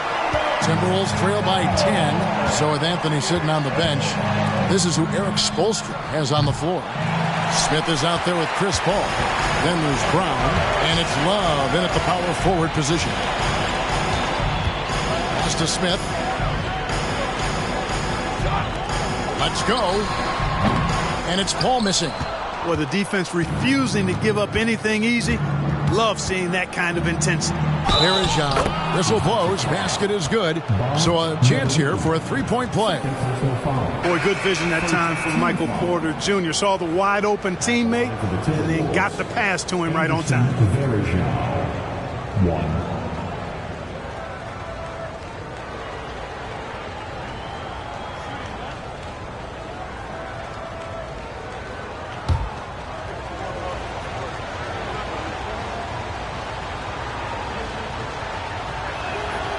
Free throw, good. Varejao.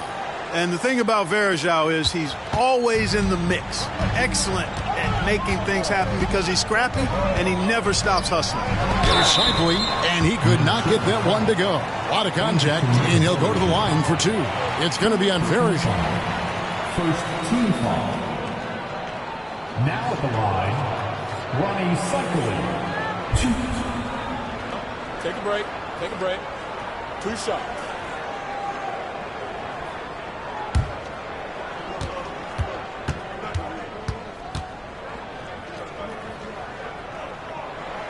First free throw is good.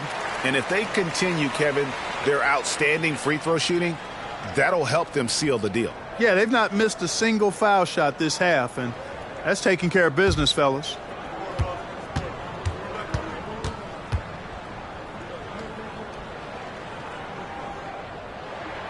And that's good as he hits both of his shots. And they call Cycli the spin doctor because of all his fancy footwork on that low block. I've seen Ronnie leave more than a few guys grabbing at air when he pulls off one of those post moves. The Timberwolves again can't hit. Miami leading by 9. Paul outside. You know what? Tried to step in and cut him off, but just didn't get there quick enough. Yeah, he was one step late that time. Second team foul.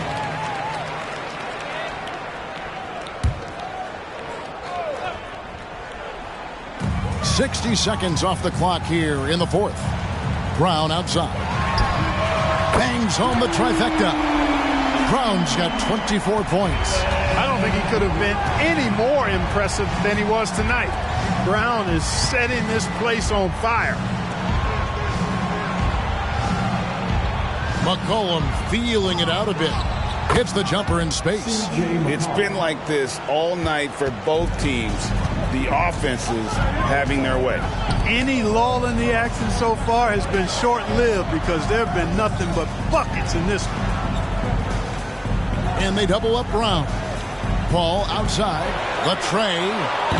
And that one is off. Timberwolves trail by 10. Kicks to Edwards. And here's McCollum for 3. Gets the three-pointer to fall. Nice read by Edwards there, finding a wide-open teammate and sending the ball his way on target. Here's Cycli. Good, and Paul gets the assist. Cycli's got 4 points this quarter. Minnesota's gone 1 of 3 from outside the arc since we've reached the fourth quarter. And the Timberwolves call time. And with the fourth quarter push coming up here, the coach going over the game plan and these players rehydrating themselves with Gatorade, recharging their bodies, refocusing their minds, and getting that strategy down to close out the game. Time to turn up the heat with your very own Miami Heat.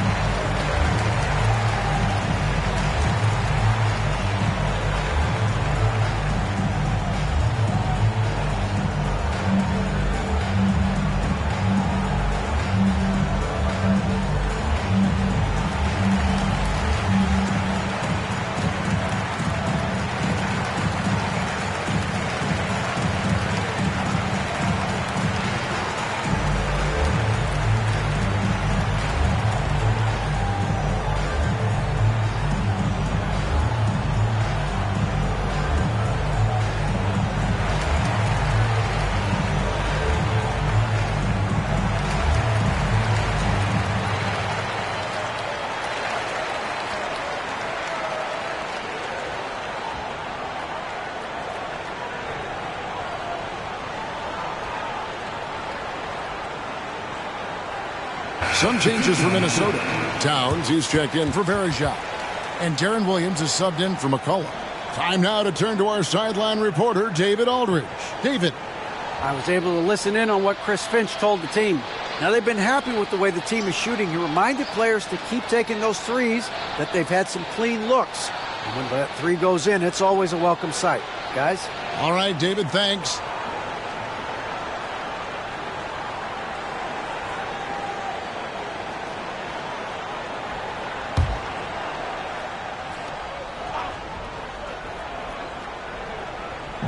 On defense, Miami. Here's Porter, and it's blocked. And that's out of bounds. Minnesota will return possession. And we got to take a second look to admire that outstanding block. Reads the play well there and gets himself in the air at just the right time. Terrific denial.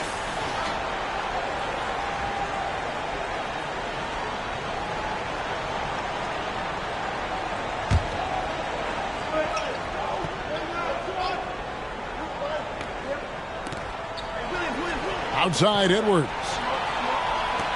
Nice ball movement by Minnesota. Puts up a three. Here's Towns. Known as a strong defender, and for good reason, Eaton is able to cover a lot of space with his pure girth and length. Paul with the three. Nailed from three-point land. And now a 12-point Heat lead. And with that three, his second of the half, he's equaled his total from before the break. For three, Edwards. The Timberwolves again can't hit. And they double up Paul.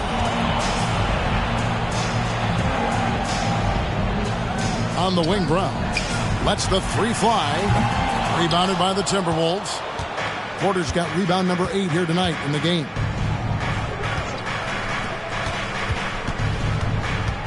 Back to Williams. Fires for three. It's hauled in by the Heat. And even without that three ball dropping for him, the defense should have done more on that last play. Right wing. Here's Serbiak. The shot's good. Brown making the play. Brown's got his 4th assist with that last one here tonight. I love how quick Serbiak is. I mean, doesn't waste any time getting his shot off. That quick release I'm talking about. Catch and shoot is right in his wheelhouse. Really hard to guard him any better. I mean, sometimes he drains the three no matter what. Paul outside. Pass to Brown from deep three-point land. And here is Serbiak. Brown outside. And now only one away from being in the penalty. Yep, the next one puts them on the line, so they've got to be careful the rest of the way. And the Heat call time here.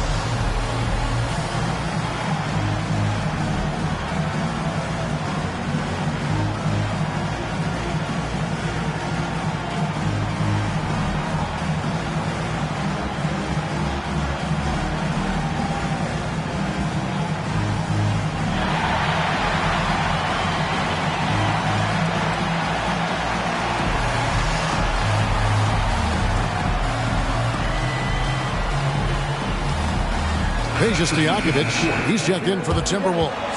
Allen comes in for Darren Williams.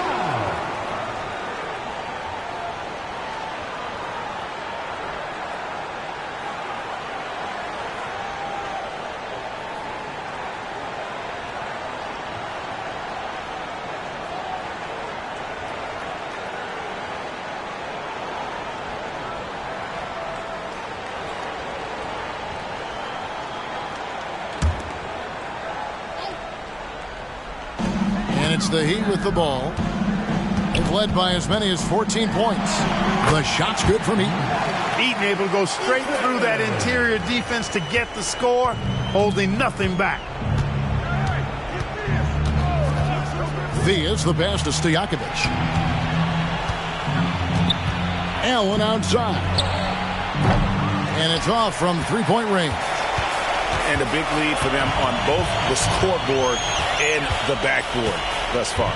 Yeah, rebounding has been a big key in this one. They've asserted their will and have taken control on the glass.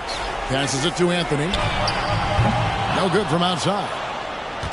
Timberwolves trail by 13. Now the pass to Theus. Outside Porter. Nobody near Allen. Good, and a nice assist from Porter. Allen is lights out as a three-point shooter. Love how fast his release is. Staple gun quick. And here's Anthony from the arc. Traps in the tray. Anthony's got 38 points. And an eye for an eye. Both teams working to stretch the floor. Nothing like answering back. One team gets three, you fire three of your own. Boom. Towns a screen on Anthony. Allen for three. Again, Allen missing. And the great shooters know when they've got enough opening to go for the three. I didn't think it was a bad choice on that possession. Towns against Brown. Shoots over Towns. And the rejection by Towns. Stojakovic the pass to Allen. Good chance here for Porter. Fires the jumper from the corner and nails it. And that's now 25 points for Michael Porter. The Heat leading by 11. Pass to Brown. Back to Paul. Teardrop shot. It's hauled in by Stojakovic. Well, he's much better than that. Really no excuse for missing that lead. Allen passes to Theus. Towns the screen. And he's fouled pretty hard on that shot, but he's got the chance to pick up the points at the line. When Towns is hammering the inside, putting pressure on the defense, good things happen for this team. Karl Anthony Towns.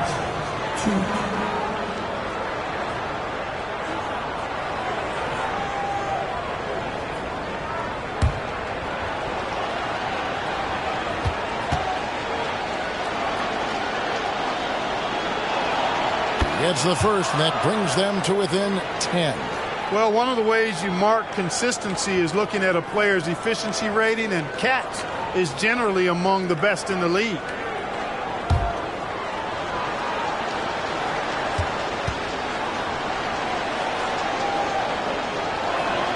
And Towns drops them both.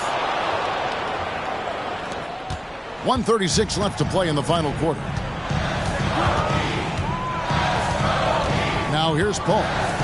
The three from Anthony. And again for three. He has been on the money from deep. Yep, definitely looking to shoot it as much as possible. Allen against Anthony. Towns a screen on Anthony. Drills the three-pointer. Allen's got a pair of threes here in the fourth quarter for the Timberwolves. That's the response from Allen. A three at the other end. Paul passes to Love. Pass to Anthony for three, and the Heat another three. A pretty comfortable win for them in this one. Great effort. Pays off for the Heat. And they're fully in control now, but there were some tense moments, I thought, for them throughout this game. Listen, they certainly weren't coasting despite what the score looks like. I love the way they came together, though, when everything started to look a little dire and really put the hammer down. And for the year now, they'll be tallying their 16th win. And we watched one guy all night long, guys, and look at the stats, just confirms what a dominant game he had. What a night tonight it was for Carmelo Anthony. Boy, he was absolutely relentless at the offensive end, guys. Smelled blood and went for it. And a sharp pass to set up that high percentage shot in close. 6-second difference between the shot and game clock. Ball left side. Makes it off the glass. And credit the whole team. It was a focused, concerted effort to put this one away. Yeah, what a time to put the hammer down. Any hope of a comeback? Diminished. Sinks the triple. Just a smart decision that time by Ray Allen, doing exactly what he has to do to break up the defense a little bit. Here's Paul. And so it's the Heat winning this one. Some good competition, but the hometown advantage and their ability to stay focused, I think, made the difference. Yeah, and the first step to becoming a good team is your ability to win at home. And they really seem to revel in that opportunity, and this is what they came out to do. And that's going to do it tonight, folks, for our broadcast. For Greg Anthony, Clark Kellogg, and David Aldridge, this is Kevin Harlan. Thanks for watching the NBA on 2K Sports. As we leave you with our New Balance Player of the Game, Carmelo Anthony.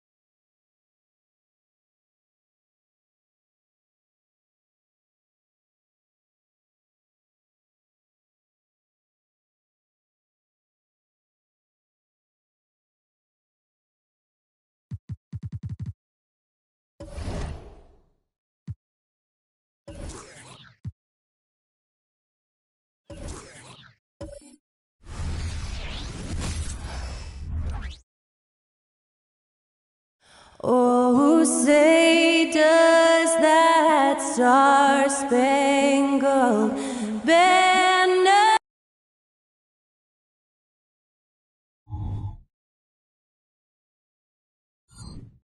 If you're looking for a party this Grant coming off All-Star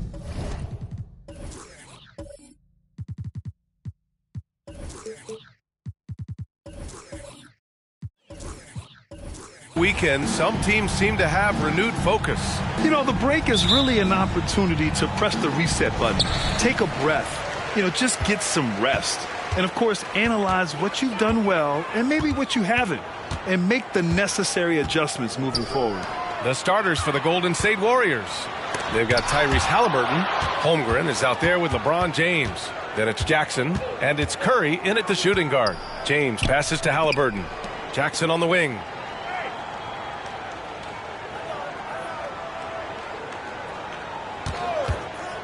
Six to shoot, to the paint. Here's James. Yes! And a nice assist from Jackson. Great awareness from LBJ. Great at slashing off the ball. Open space available. He filled it. Halliburton against Gilgeous-Alexander. Holmgren with the block. James outside. Halliburton for three. Gets the three ball to go. So much attention on James. He's able to get it to a teammate. That's a great look. Pass to Bosch. Outside Gilgeous-Alexander. Here's Red. He's covered by Curry. Red can't get it to go. Probably should have scored there. He usually does. Halliburton on the wing. First quarter of play with about a minute and a half gone by. Count the basket. This small advantage is starting to snowball. Yeah, this team is looking to add to the lead, trying to put the other team away, and threatening here. Now here's Gilgeous-Alexander. Last game, 26 points for him. And talk about a team that's known for being unselfish, the Indiana Pacers. Yeah, you know, B.A., it's part of their core philosophy. Keep the ball moving, keep everyone involved and engaged.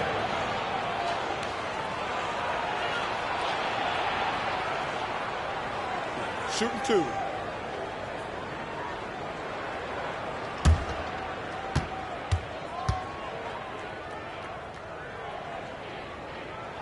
First free throw is good.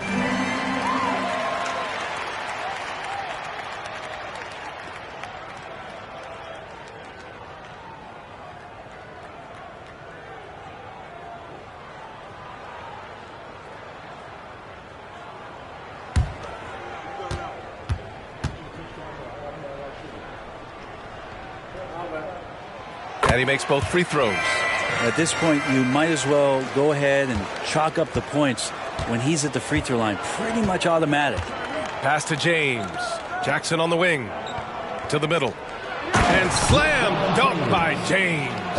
Adding to his game over time. When Jackson spots his open teammates like this, the offense runs much smoother. Gilgeous-Alexander, he's now 1 for 2 with that bucket.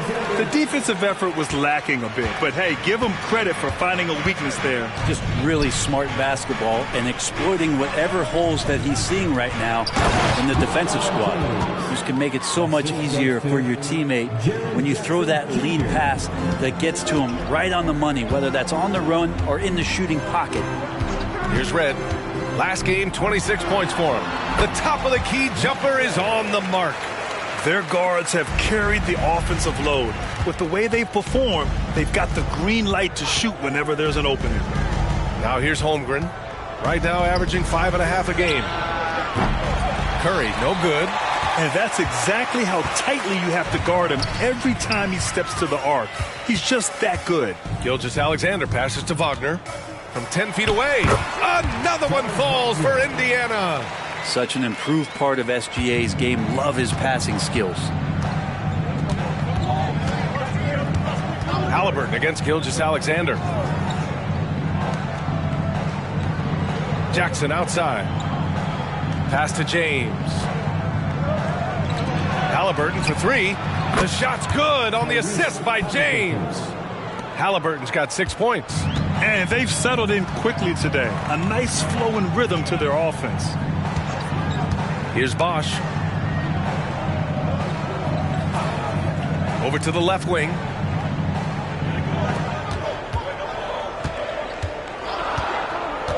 Indiana needs to get a shot off. Again, Indiana. Assertive shot by Gilgeous-Alexander, not giving him a chance. Golden State has gone 2 for 3 from outside the arc. Halliburton looking for an opening. Pass to James.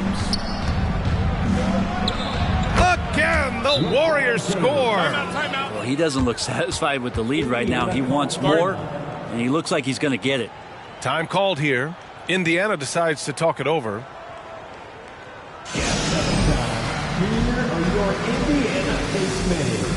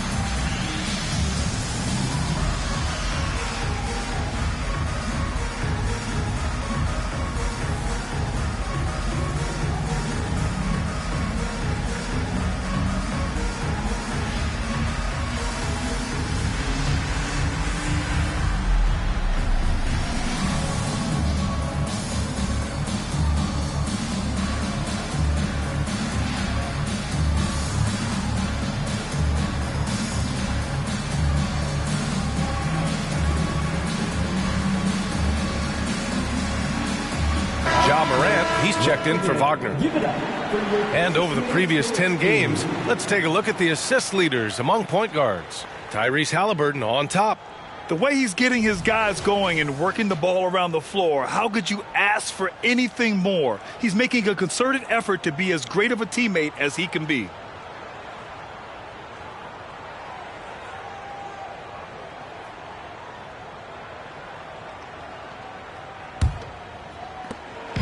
And so Moran will bring it up for Indiana. 6-point game. Last game matched up with the Thunder. Tough loss there. They kept the game close, but made a lot of mistakes. And we heard about it from the coaching staff afterward. And they made some comments themselves that some of the fault might have lied with them because they didn't go in with the best of game plans and they didn't make the right adjustments. So we'll see tonight if they do. Defensively, you have to stay connected to him on the perimeter. Morant with it. 11 points for him last game against Oklahoma City. And it's Howard finishing it off. You cannot give Howard a clear lane to the rim. He's terrific at throwing it down there, especially off the quick first step. And it's James with the jam. LeBron gets behind the eyes of the defense for the highlight reel jam. James against Moran. There's the drive. Now that's how you capitalize on a screen. Yeah, good positioning, too. Gave him a clear path to the hoop. Really not enough help there. Lack of communication on the backside. Pass to Holmgren for three. Down it goes. And a great assist by Halliburton. Halliburton's got 4 assists now tonight. This defense just can't stay connected to shooters. Moran against Halliburton. Holmgren with the block. And you can't forget about Holmgren's reach, especially when he's nearby on defense. Shot's good by Moran. Defensively, you can't afford to get stuck on the pick. That's one that the coaches will watch tomorrow with that player. You hate to see him give up in that situation. Now here's Holmgren. Curry passes to James. Now here's Halliburton. Another three for Golden State. Just incredible. I mean, he's really making it rain out there, knocking them down one after another. Kind of like he's in his living room right now. He's found a comfort zone. Once he gets that, the defense knows they're in trouble. Looks like we're starting to see a pattern here. Not afraid to get in the paint and get wet. Moran against Halliburton. Pass to James. Screen by Holmgren. Clock at 6. James passes to Abdul Rauf. Off the mark there with a 3. And even though he couldn't send the shot back at him, he certainly altered it. Yeah, that's the kind of energy that you want to see on every possession throughout the game. Here's Bosch. 14 points his last outing. From deep, Gilgeous-Alexander. Given his range, you'd expect him to capitalize on that opening. Halliburton outside. Here's Holmgren. Here's James. And it's good. Assisting on the play was Curry. James has got 14. A massive reason they're winning. This guy hasn't missed a shot. Not one. Pass to Red. Here's Bosch. James brings the double team. Now here's Gilgeous-Alexander. Defense right on him. 19-footer. Morant with the bucket. 7 points in the game. And Morant can really fill it up, especially from these in-between areas. And so it's the Golden State Warriors finishing the quarter with an 8-point lead. Their key to consistency has been their dominance in the paint. They've been the more physical team. We'll be right back with you shortly.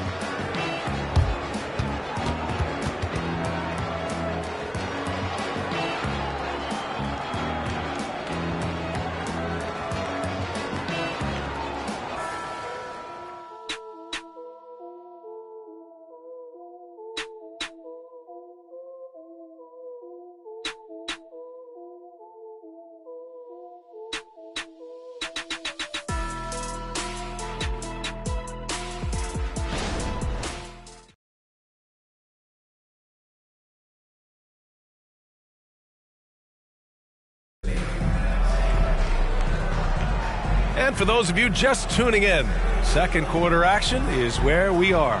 And what do you guys think about the Warriors here in this one? Oh, what a first quarter. You love their willingness to make the extra pass. So much unselfish play out there. The coaching staff has to be thrilled with that.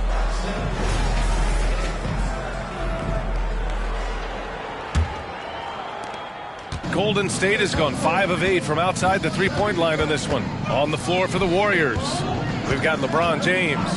And it's Curry in at the 3. And it's all from three-point range. And so it's Moran who brings up the ball for the Indiana Pacers. Trailing by 8.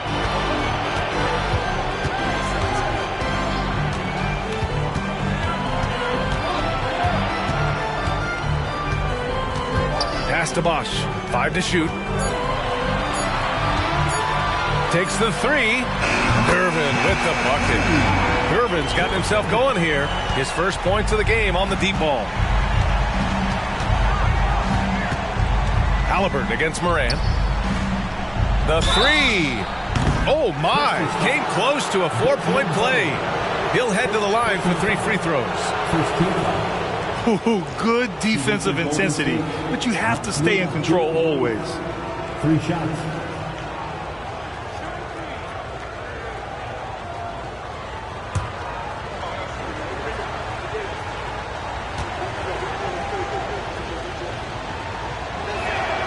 And he hits the first of 3.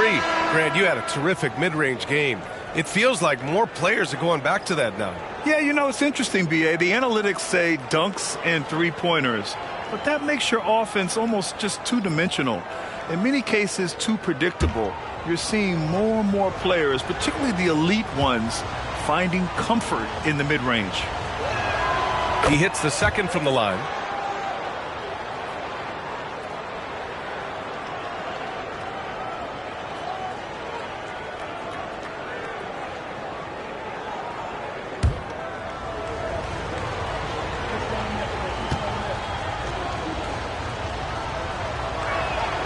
And he makes all 3. Indiana trailing here. And there's a pick. Here's Morant. Oh, and Jackson with the block. The attention to detail on defense. Jackson reads shooters well and knows when to go for blocks.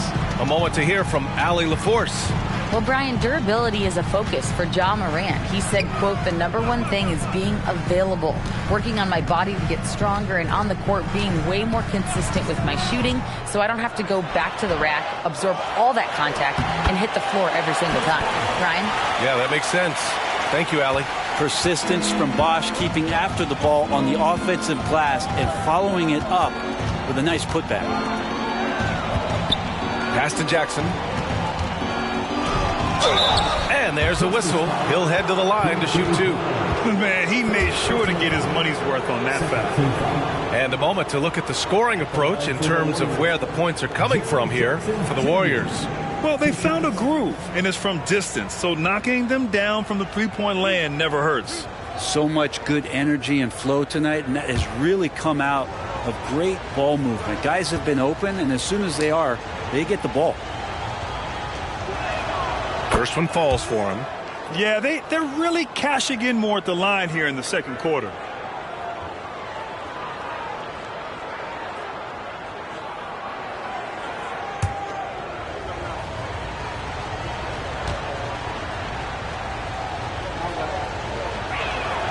And so Jackson nails both of them.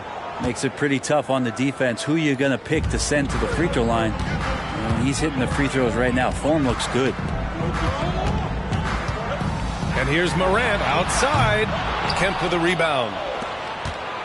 The Warriors leading. And he lobs it up to the rim. Stolen. Wagner outside. With the 7-footer. No good on the shot. He's got so many ways to score in the post. Just nifty, uses fakes. You have to have a body on him every time he's down there. And just Shakespearean there, a smart read. Saw the defense was collapsing inside, so he wisely pulled up from the outside and drilled it. Now here's Morant.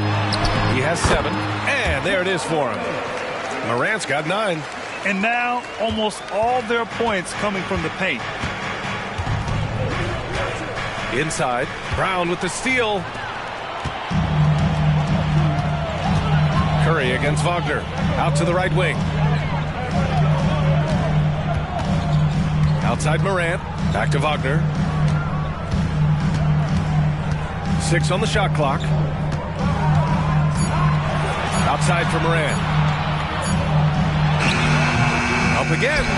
Oh, he hangs in there and cashes in on the second chance points. They just look so overwhelmed inside. That's why they continue to get attacked. They set the screen. Jackson outside. Curry passes to Abdul Rauf. He's off on that one. Excellent D there from Morant. And so it's Morant who brings up the ball for the Indiana Pacers. 7-point differential.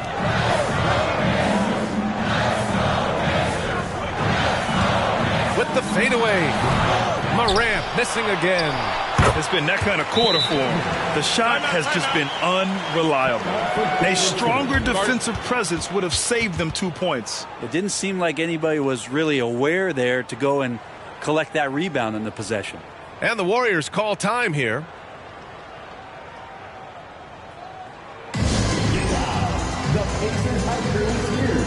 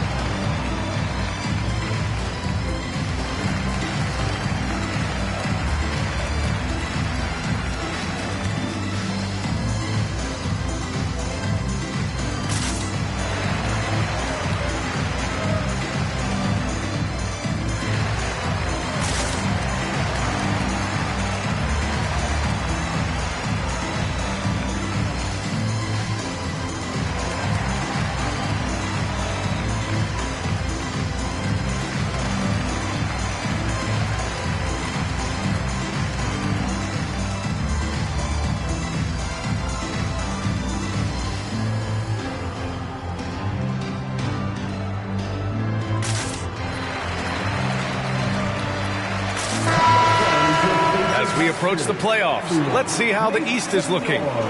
Taking a look at Indiana.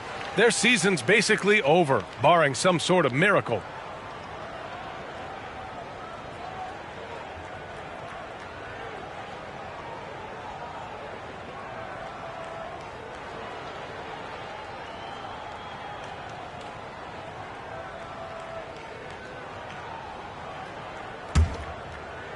Golden State has gone 1 of 2 from deep in the second quarter. Pass to Westphal. And here's Jackson. And right now he's currently putting up 6.5 points per game. To the inside. Shot clock at 6. Here's James. James strong inside. And it looks like a change in LeBron's demeanor out there. He's going into scoring mode. Pass to Wagner.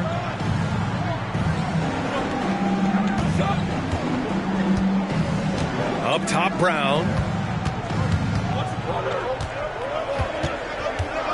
Gilgeous-Alexander on the wing. Good. And Brown gets the assist. Gilgeous-Alexander's got 9. I love the way they're spacing the floor this quarter. Their three-point percentage has really gone up. Jackson outside. Here's Westphal. Yet to see a basket. The 3. Another 3 for Golden State. These teams are finding the range, showing a lot of confidence. It seems like they're going to find out who can make the deepest threes. Right now it's a shootout. And Gilgeous-Alexander missing. The Warriors have gone 3 of 5 since the beginning of the second. Pass to Curry. And the rebound goes to the Pacers. Bosch has got 5 rebounds tonight. Outside Gilgeous-Alexander. Here's Red. Shoots. And he was fouled while in the act of shooting, so he'll take 2 free throws. First personal foul. First team foul. At the line, for Indiana, Michael Red. Take a break. Take a break. 2 shots.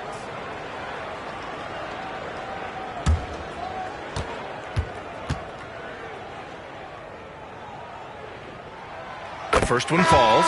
The Pacers making a switch here. Murray's checked in.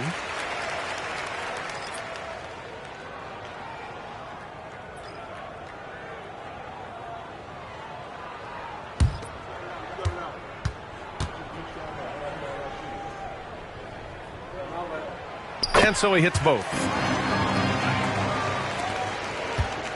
And so it's Halliburton with it. He brings it up for the Warriors. They've led by as many as 11. And this matchup with the Pacers, their first meeting of the season. They dropped both games against this team last season. Just a shellacking they don't want to repeat.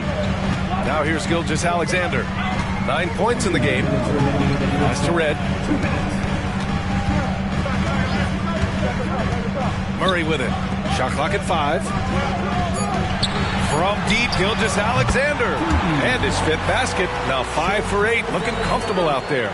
Yeah, he couldn't connect on anything from outside in the first quarter, but now he's hit 2 threes in the second quarter, and he looks much better. Here's Westphal. And he's going for the oop here. Throw it down on the lob. Beautiful setup on the alley-oop. Great catch, great flush. Wagner outside. Pass to Gilgeous-Alexander. And a miss there on the triple. The Warriors have gone 4 for 7 in the second quarter. Screen by James. LeBron gets the bucket inside. His shooting has been fantastic, and this team has leaned on him. Here's the pick. There's 45 seconds left in the first half of basketball. Here's Brown. That one drops for him. If you give him any sort of space, he's going to attack. Golden State has gone 7 of 11 from outside the arc. Nice percentage from distance so far. Pass to Kemp. The teardrop. And the rebound goes to the Pacers. Now here's Gilgeous-Alexander. 12 points for him. Brown with it, defended by Halliburton. Brown gets the bucket. Yeah, this story in the second quarter, much different than the one in the first. We're finally seeing some aggression. Gilgeous-Alexander against Halliburton. Pass to James. Over Wagner. He got it up in time, but it would not fall for him. And the first half comes to a conclusion in a game that's been very close so far. The Warriors on top, they lead by a bucket. And we'll be back for the second half following the break. Keep it right here on 2K Sports.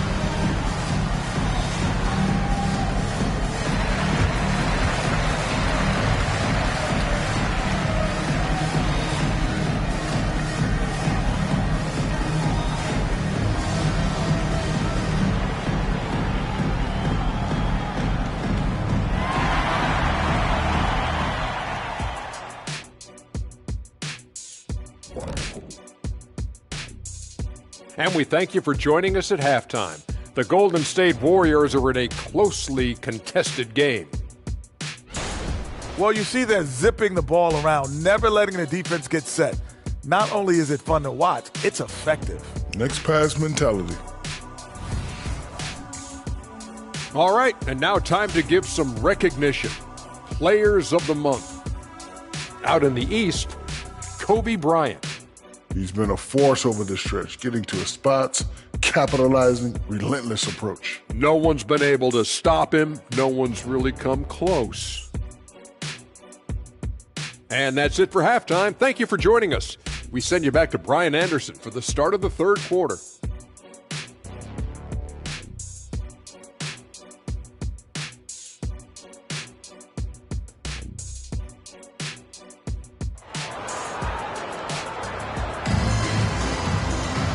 And in that first half, we saw a pretty tight battle. We'll soon find out what sort of adjustments were discussed during halftime. You know, LeBron James has been exceptional here, guys. He's been excellent at cutting through the defense and giving them fits around the basket. And you want these kind of nights where you can start to see those openings before they happen.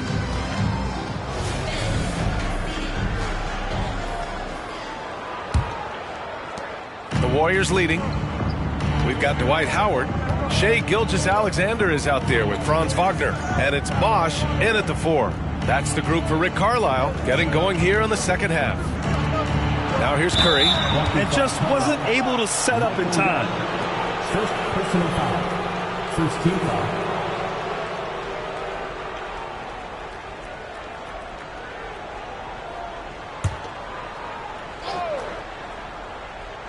Here's Halliburton. Pass to Holmgren.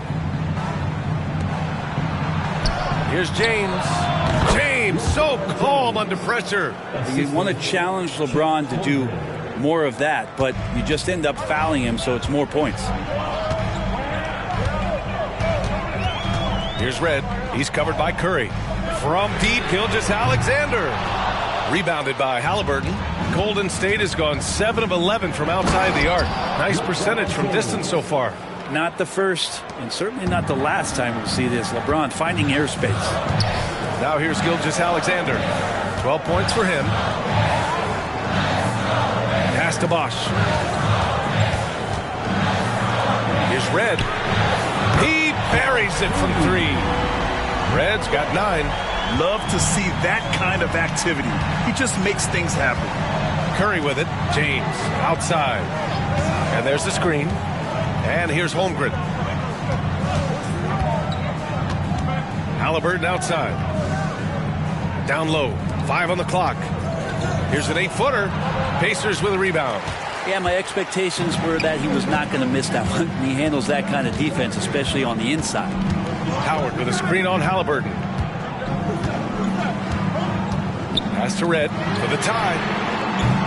Rebounded by LeBron. And James has got the ball here for the Warriors. Since the second half started, they've only given up 3 points. Now here's Holmgren. Outside Curry. Now here's Halliburton. puts up a deep three.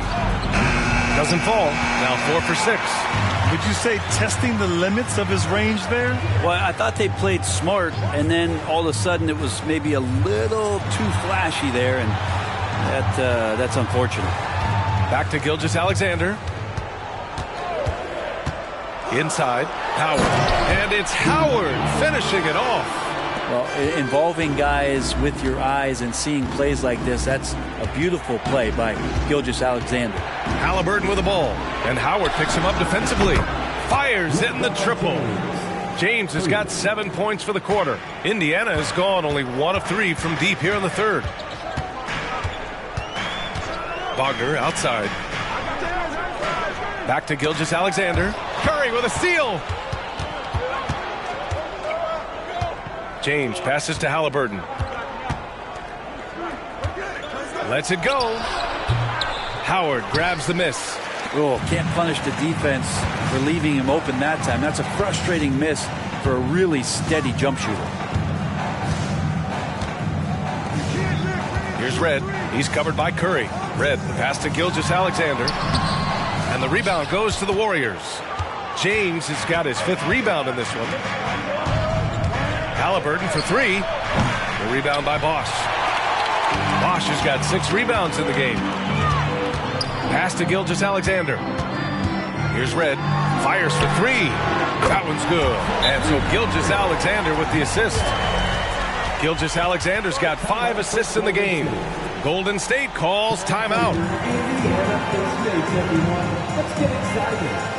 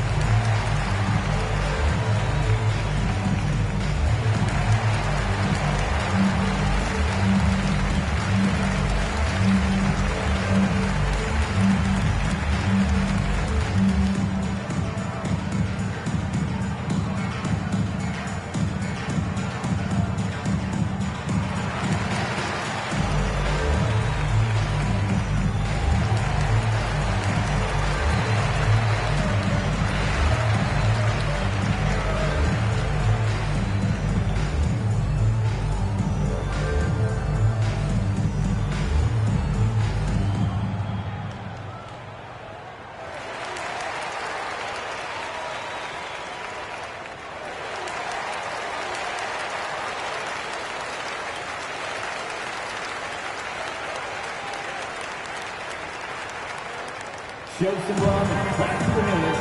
Here they are, your Indiana Pacemates. And a look now at a few years' worth of data. Some of the assist numbers under the microscope for Tyrese Halliburton. And the leap he's taken in terms of his passing skills has been enjoyable to watch. He takes pleasure in moving the rock and trying to make his teammates better through his ball distribution.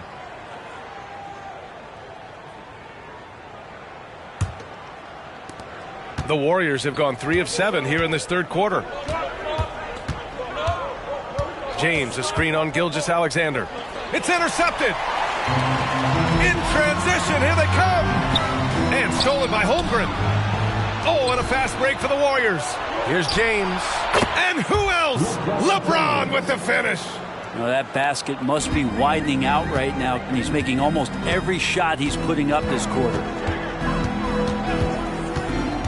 Gilgeous-Alexander passes to Bosch, and he gets that one. When Bosch gets that close to the basket, he is relentless on how he attacks. We saw it there.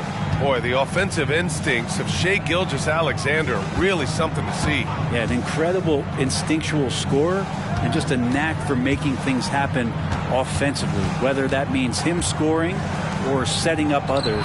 This guy is an elite offensive player. I admire the play call. They just couldn't capitalize. Yeah, an efficient offensive possession. They found the look that they wanted, just didn't go in. Now here's Gilgeous-Alexander. He's got 12. Shoots over Halliburton. SGA doing his thing in close.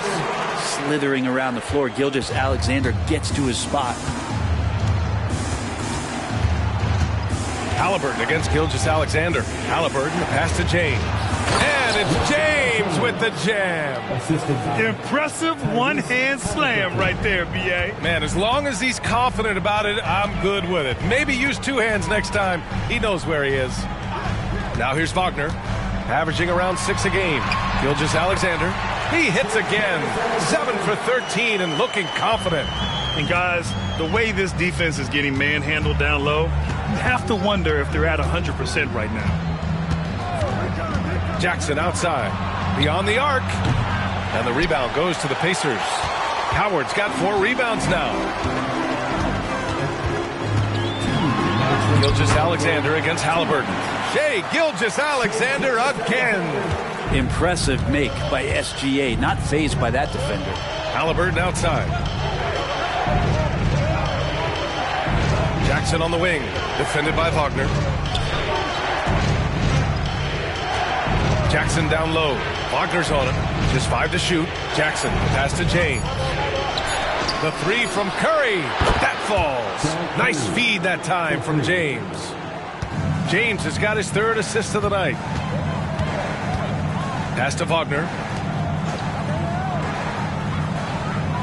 Here's Bosch. Check by James. Here's Gilgeous-Alexander. Lays it up and banks it in. Gilgeous-Alexander's got 8 points in the quarter. Man, that's now 10 straight points in the paint. Timeout. I'm not sure what's happened to their defense. And the Warriors call time here. Please give a big round of applause for your Pacers Youth Games team.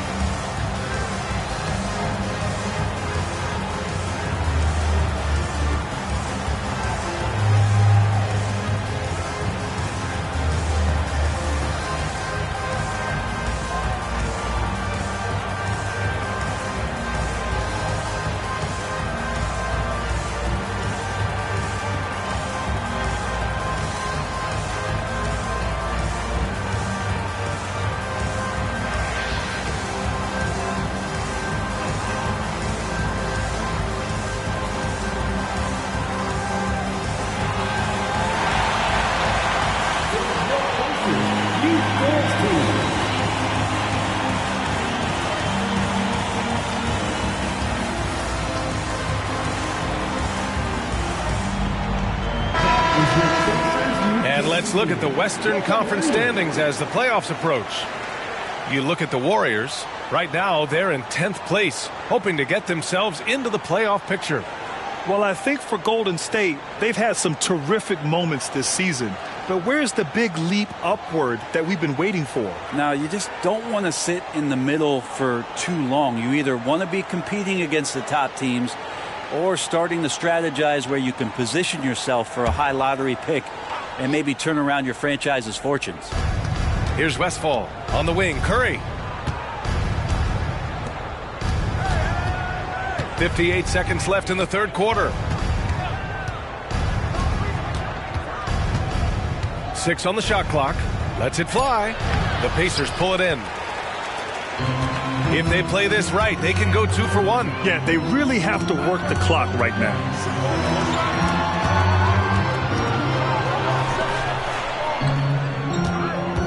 They set the pick. Morant, the pass to Bosch. And a great assist by Morant as that one goes. Bosch has gotten 4 this quarter. Their defense just falls apart once the ball goes inside. Outside Curry. Here's Abdul Rauf. And the shot goes down. Abdul Rauf's got 5. Keeping pace here. That's an excellent move inside. Outside Gilgeous-Alexander. Pass to Morant. And some nice defense there to end the quarter. And we've reached the end of the third quarter. Just a terrific game thus far. It's the Pacers leading by just 2. And time for a short break. Stay right there. The fourth quarter is coming up next.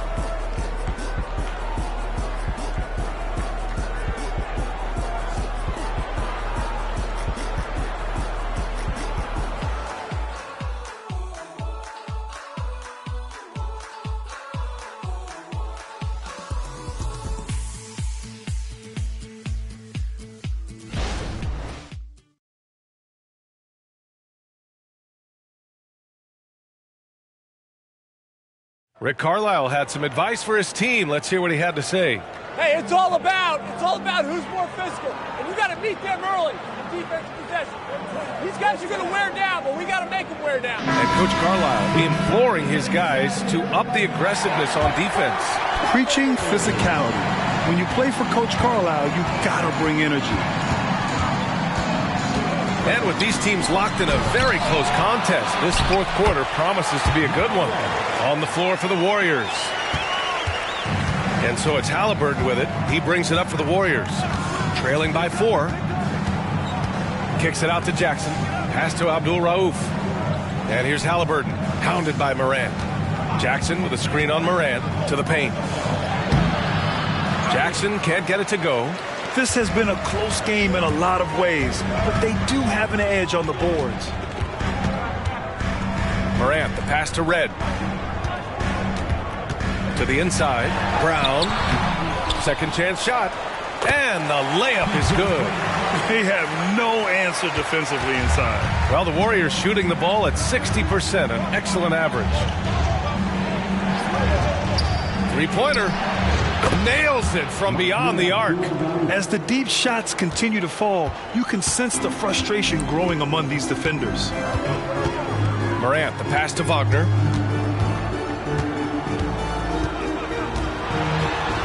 Pass to Bosch. Launches a 3. They get it back. And that one's good with extra effort on the glass. Brown's got 4 points now in the quarter. I love this game plan. That's 10 points in a row from in close. Here's Westphal. There's the triple. Hauled in by Brown.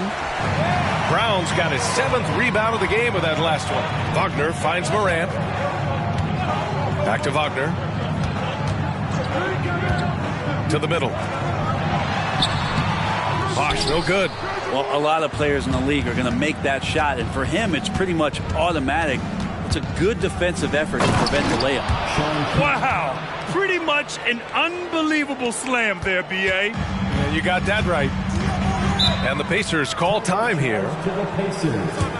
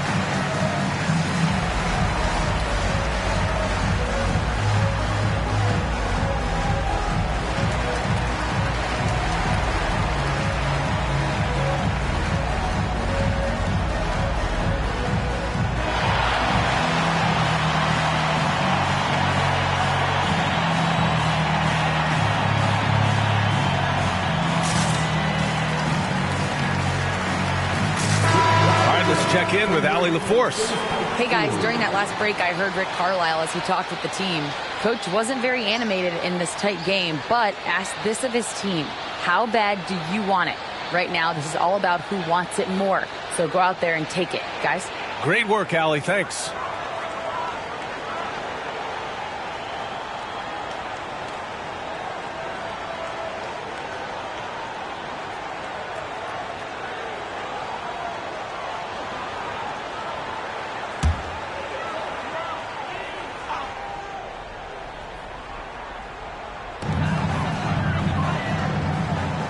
Howard, the pass to Morant. Outside Murray. Clock at 6. From the arc. Ooh, coming through again. Shooting 5 for 7 now. Good sign for this team is Murray looking more comfortable moving that ball. Pass to Abdul Rauf. That's good. And Halliburton gets the assist. Halliburton's got 8 assists here tonight. Morant surveying the floor.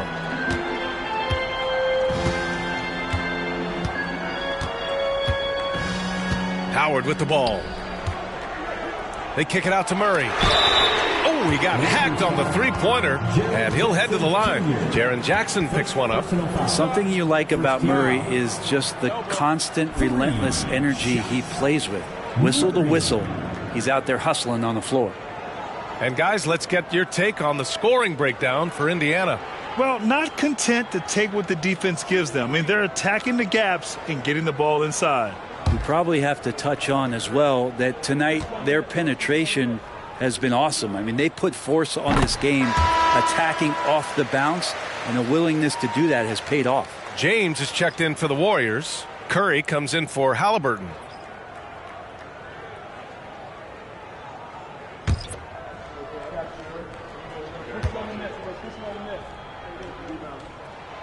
No good on the second free throw.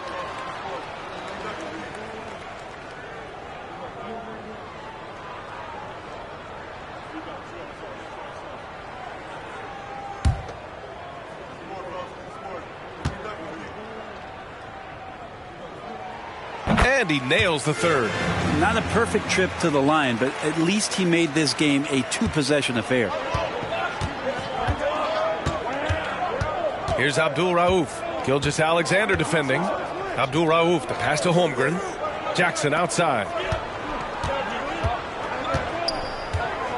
Pass to James. Over Murray. James can't get it to go. Indiana leading. Gilgeous-Alexander feeling it out a bit. Oh, and Jackson with the defensive effort. The Warriors have got 3 of 6 shots to go in this fourth quarter. Here's Abdul Rauf. James inside, defended by Murray. Here's Jackson. Got it. Good job in the low post. Yeah, that's how Jackson's most effective, playing aggressive around the basket. Outside Gilgeous-Alexander. Rejected by Holmgren. Fires from deep. And there's Gilgeous-Alexander on the assist by Howard. Gilgeous-Alexander's got 23. Here's Abdul Rauf. Gilgeous-Alexander defending. There's Jackson with the 3. And the rebound goes to the Pacers. Surprising to see him miss here, but they'll be happy with that shot in most possessions. Howard. They're showing a tremendous amount of fire tracking down misses. The attitude is paying off with second chance points. Time called here. The Warriors decide to talk it over. They're giving up a lot of points in the paint. That's something they have to address here. Yeah, coach knows that. They know that. In the timeout, they're going to hear about it, make the adjustment.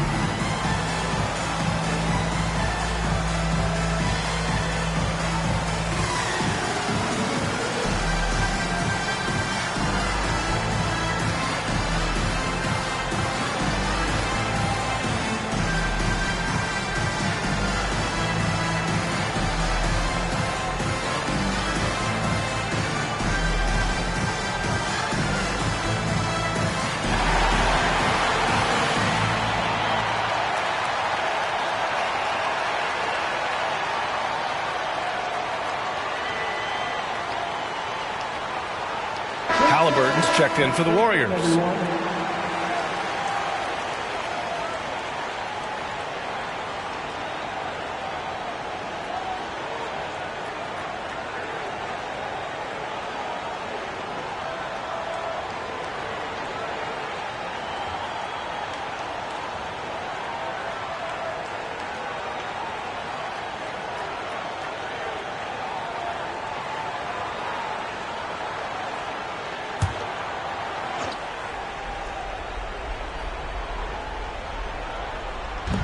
And here are the Warriors now. 8-point game. On the wing, Curry. Jackson outside. And again, it's the Warriors missing. They are just owning the boards right now. Red, the pass to Gilgeous-Alexander. And he was fouled in the act of shooting. Opportunity for a three-point play here. Ooh, I really like how assertive they've been. I mean, they've been trying to bully the defense on the interior throughout this second half.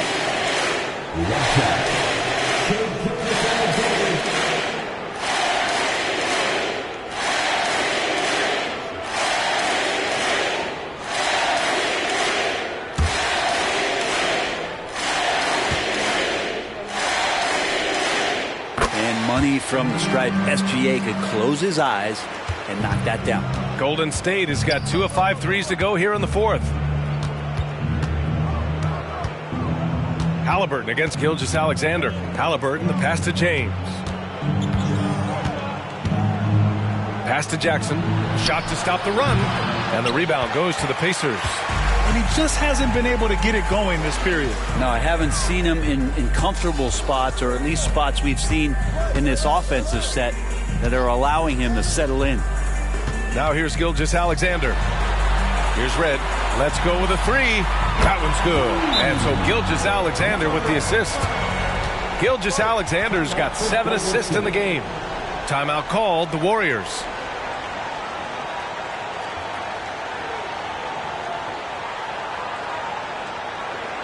Here comes your favorite Breakers Dance.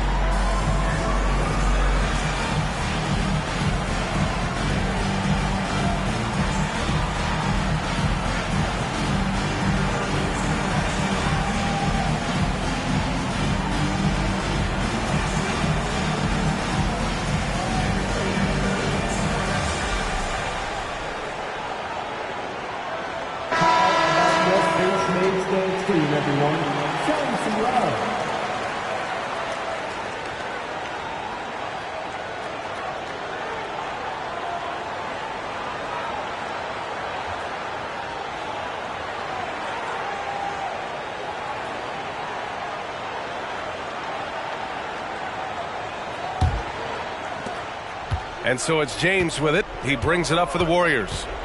They trail by 14. 2 minutes remaining in the game. 2 minutes. Will it go? It's rebounded by Indiana. Wagner's got 4 rebounds in the game. Pass to Red. Now Gilgeous-Alexander. Gilgeous-Alexander double team. It's stolen by James. Right side Curry. And no good, trying to use the glass. Well, that's the only way to take him out of his comfort zone from that range. Get right up in the jersey, force him off the spot. And the foul called on Chet Holmgren. That's his first foul of the game. And players now able to get richer extensions up to 140% of their existing salary. But, Brent, what was the impetus for that change? I think in certain cases before, it just didn't make financial sense for players to extend. But if the teams have the ability to go that high above BA and other teams can't offer you that money, you're in that position, you've got to take extensions rather than look for something that's greener pastures. And I think that's going to help teams to retain the players that they value, the players that they drafted, and the players that they foundationally want to keep to build around. Well, with a comeback out of range, we could put a bow on this one. Good performance for the Pacers. A pair of tremendous rebounding teams. And these guys played a little harder tonight, and that was the edge they needed. And they earned win number 9. Each win so important in this league. And even the opposing fans can't deny this was a sensational game for Shai Gilgeous-Alexander. I have to say, he was totally unleashed tonight, flying up and down the court, helping out however he could. He made a big impact on both ends. They grabbed their own miss. And it's Howard finishing it off. Impressive job by this team. And you really can't discount the impact of this crowd here. Awesome to see their output tonight, trying to urge their team on. And that can always help. That home advantage of home fans getting you going, fully on display here. No need to shoot. This one is done. Yes, they've got to be happy with tonight's effort. 3-second difference between the shot clock and the game clock. Gilgeous-Alexander, good. Finishing the game strong. This is how you shut the door on any hopes of a comeback. Yeah, definitely putting a stamp on this one. A very, very decisive victory for the club tonight. And yep, that's going to be a flagrant one. Unnecessary contact. He might be lucky just to get a flagrant one there.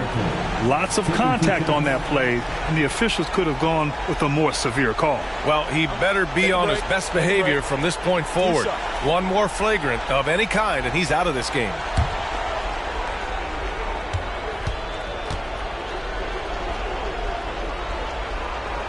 And he makes the first. You know, young players who come into the league, you want to see if they can bring it every night. Halliburton has certainly fit that bill. And both free throws good for Halliburton.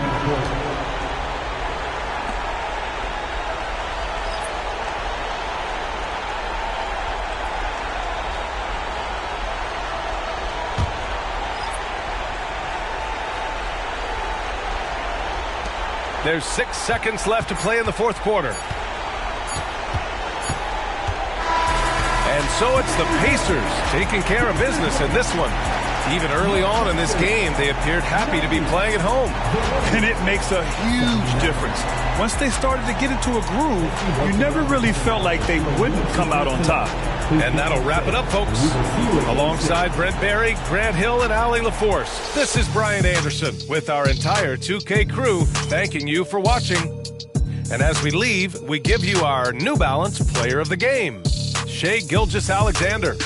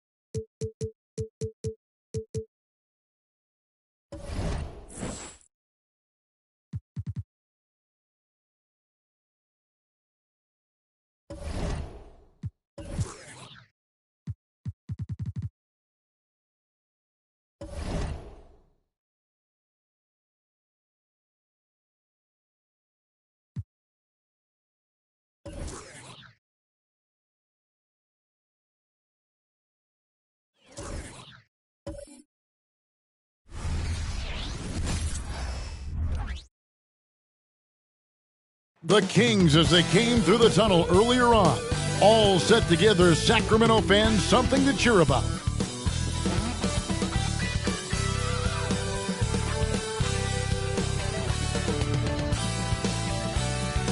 Welcome, sports fans. Thanks for joining us. It's the NBA on 2K Sports. I'm Kevin Harlan. We've got Steve Smith and Greg Anthony alongside, and our sideline reporter tonight, David Aldridge. All right, a chance to check out stats for him. And it's striking how much his three-point shooting has improved this month. His long-range percentage is coming up, and it's going to give them a lift as a team. You can never have enough reliable threats from beyond the arc. So with Davis sitting on the bench, here's who Tyronn Lue's going with. They've got Iverson. He's out there with White, and it's Shays in at the 3 spot. And for the Kings, Free out there with Kidd. Then there's English, and it's Mikan in at the 7. By this point in the year, Greg, the playoff discussion comes into play. Some teams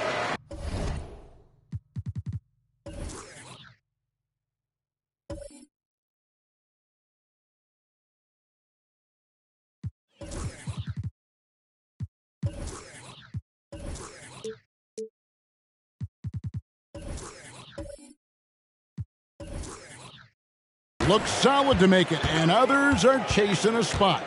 Absolutely, and this is when you want to play your best basketball in the regular season. Coming down the stretch can be a mental drag, but rewarding for some clubs. This is when playoff spots are secure. And this is his first trip to the line tonight. Shooting for Sacramento, Jason Kidd.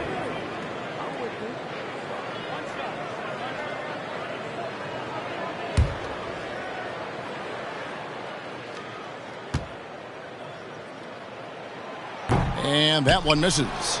And Kidd, really just a nightly triple-double threat. Big point guard who can score, pass, and also rebounds the ball. White the pass to Shea. Back to White. And the layup is good after a nice lead pass. And getting the offense started with a high-quality look down low. Pass to Free.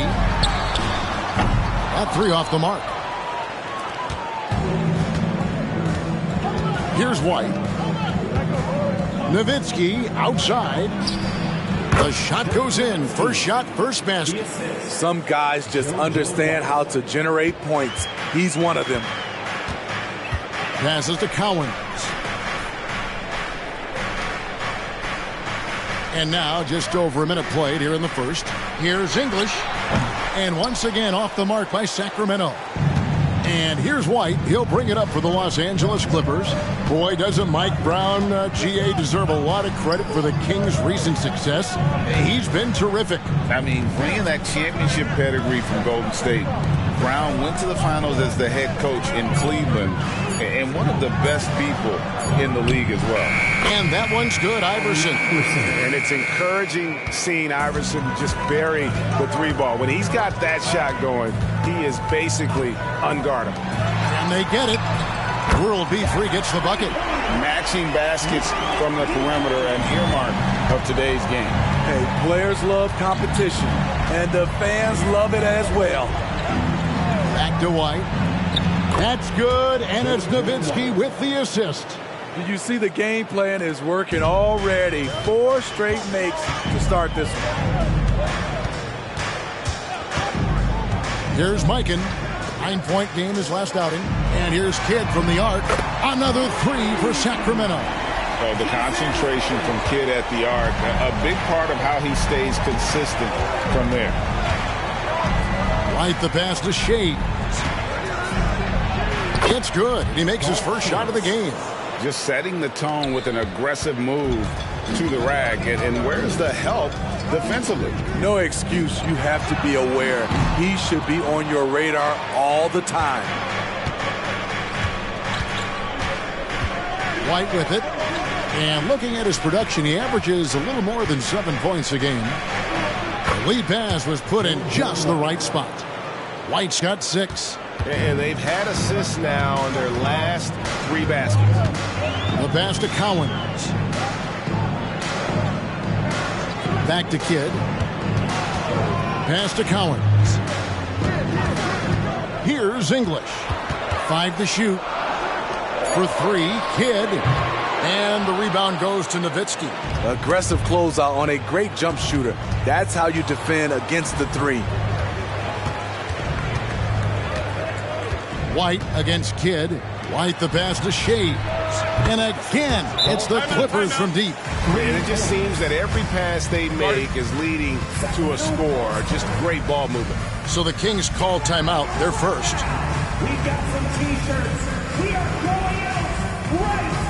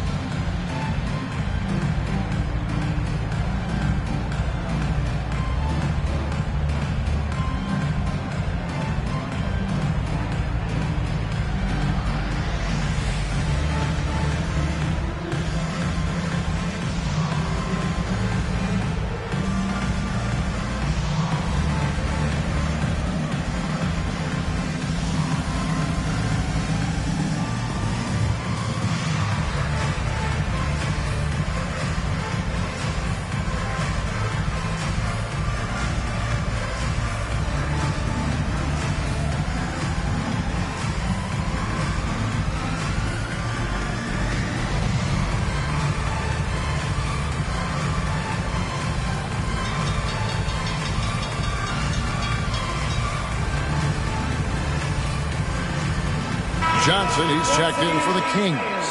And Los Angeles making a change here as well. Thompson, he's checked in for White.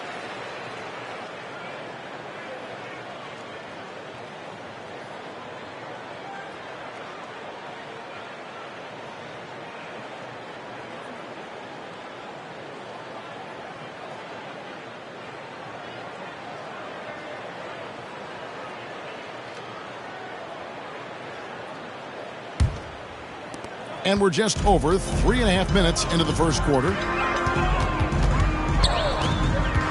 Free passes to English. From the high post, he drills it. Yeah, that's a high percentage look when the D doesn't fight over the screen. Reason why it takes extra energy to do it. You have to trust your defensive rotations, but it's worth it. Here's Shays. That's good. Great play set up by Iverson.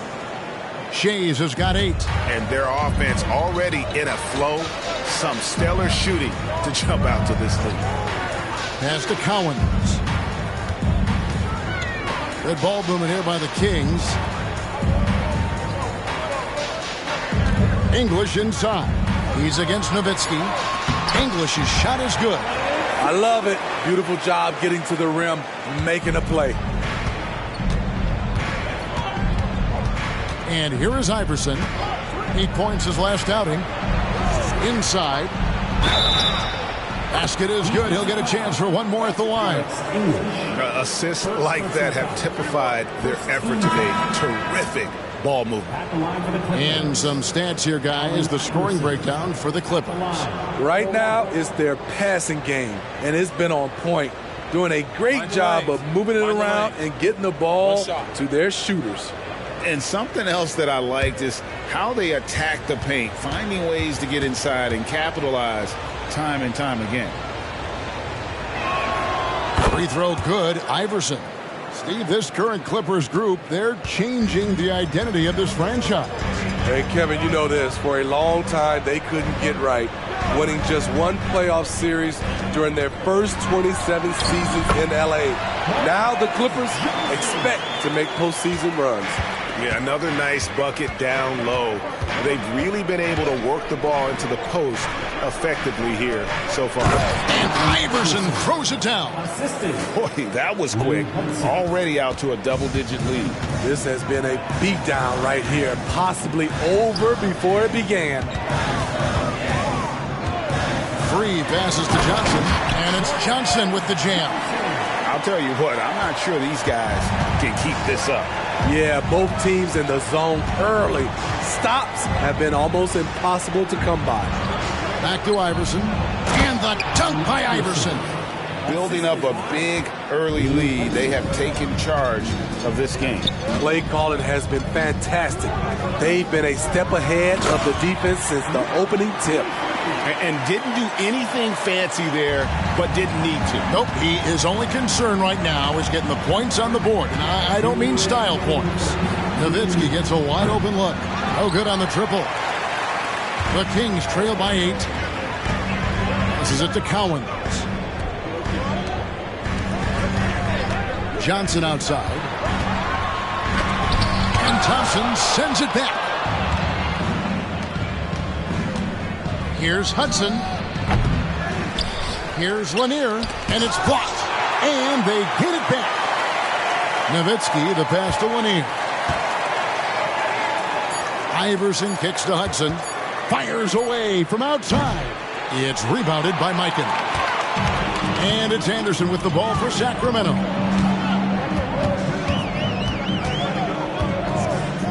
.110 left here in the opening quarter. World B3 gets the bucket. And he is really in a zone right now, playing and scoring with confidence. Iverson passes to Hudson. Now the pass to Nowitzki. And he's good on the 3-ball.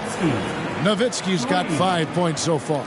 Great three-point shooting here out of the gate. That makes 4 makes already from long distance. Anderson passes to Cowens. Pass to Free. Ball's knocked loose and stolen by Iverson. 6-second difference between the shot and game clock.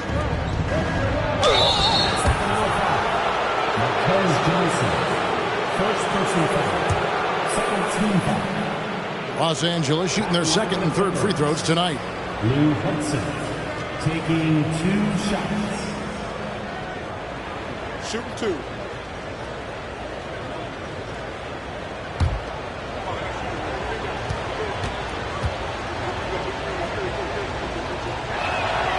That one is off. So it's both teams making substitutions here.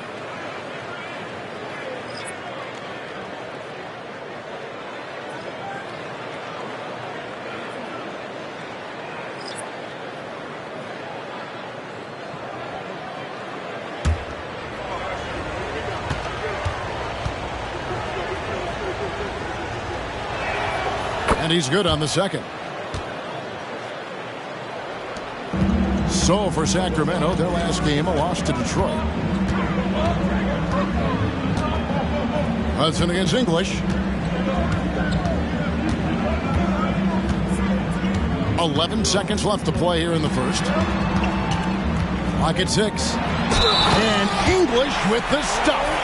And then the young fella busts out the slick move inside to get open for the jam. Greg, that was sick and slick. The D had no chance. And he's got his first chance at the line here. And from the line thus far, how about 83% on the season? Outstanding.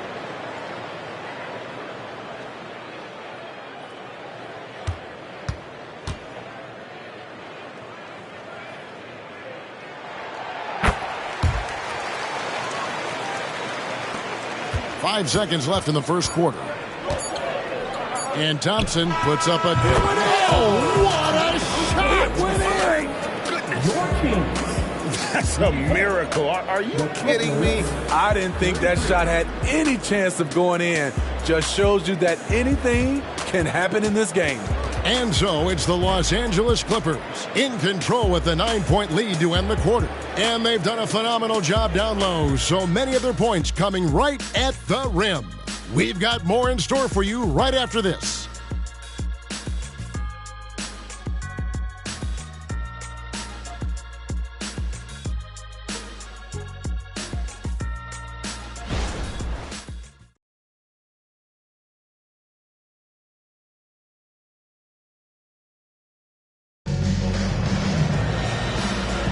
And so far through one quarter, it's been a lopsided game. We'll see if that changes here in the second. And before we move on, what do you guys think about what we've seen so far from the Clippers? In that first period, they showed a willingness to make the extra pass. And that's really hard on a defense, having to play deeper into the clock and having to cover a lot more ground. And so here are the Clippers. And guys, this is the first they're seeing of Sacramento. Yeah, and they're hoping for a better showing against this club this season. Last year they came out on the losing end. Zion Williamson is out there with English. Then there's Augustus. Then it's Johnson, and it's Rondo in at the point guard position. So that's the 5 in the game for Sacramento. And Steve, when a team wins or loses a few in a row, how much does that carry on to the next game? You know, Kevin, it carries on. It's dependent if you're executing and playing well. Sometimes you can just lose and you feel good because you're playing the right way. But if you're losing and not playing the right way, it can carry on. Same thing for the wins. Pass to Johnson. There's, oh my goodness! What a play! Unbelievable. And Kevin, even though they're down, he's still looking to do the spectacular, and he did. Well, maybe this is the best time to do it. Here's Thompson. It's in there. Davis with the assist. Thompson's got his second basket of the night. And while we've got a moment, let's send it over to our terrific reporter, David Aldridge. David? Thank you, Kevin. Well, the Clippers have their sights set high. Coach Tyronn Lue says this is definitely a championship team, and it's not going to just come. We've got to put the work in. There's got to be a lot of sacrifices. If we come together and do the right things, we definitely have a chance. Kevin, back to you. And David, he's a big reason why.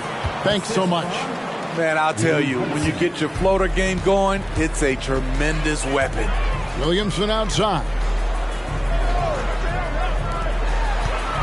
English inside. He's covered by Thompson. English, no good. Out of character for him to miss that shot. Maybe just a little too casual there. Oh, inflicting some punishment with the two-hand flush. They're going for the throat. Now a timeout called by Sacramento. This game coming after a loss against the Pistons. In the NBA, you've got to keep pace. It's a fast track out there, and I thought their lack of hustle defensively was the story of the game. You know, sometimes great skill can overcome a lack of intensity, but it's very rare.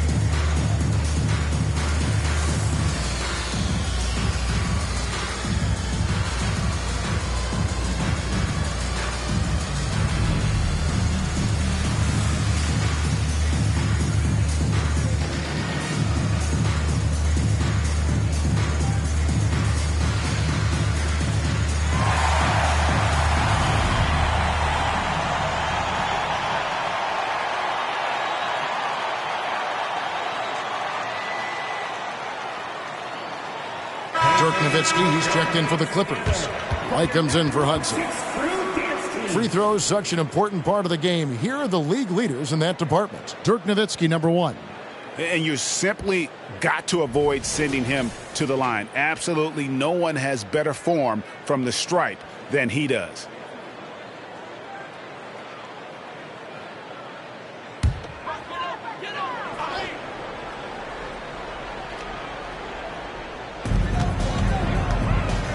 Over to the left wing.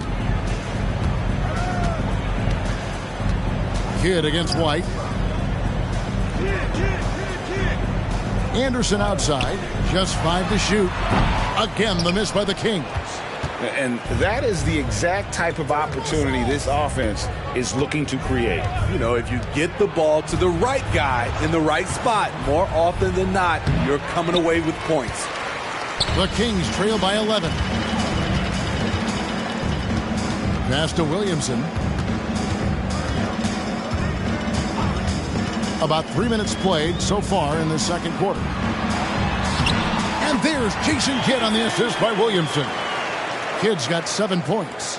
Great job keeping his eyes up the floor. Zion's teammate making it easy and getting wide open. Outside, Davis. The pass to Nowitzki. Offensive rebound. Shades taken away by Kidd.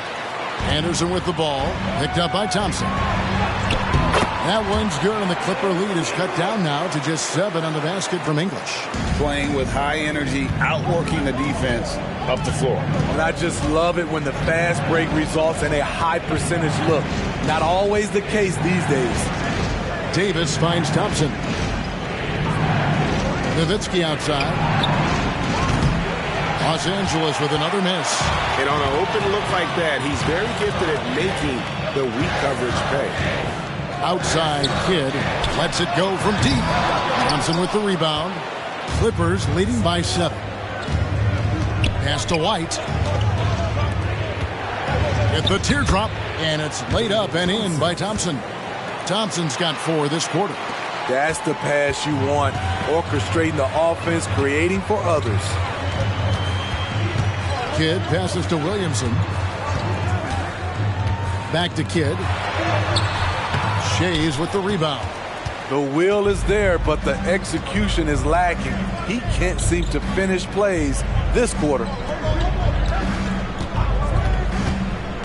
Thompson surveying the floor. Outside for Davis. Shoots. Thompson with the bucket. Thompson's got the lead up to 11 now for the Clippers. And it's Anderson with the ball for the Kings. Now a timeout called by Sacramento. And as fans and broadcasters, we're not permitted to hear the specifics in these huddles. No, we're left to infer from the adjustments we see on the floor.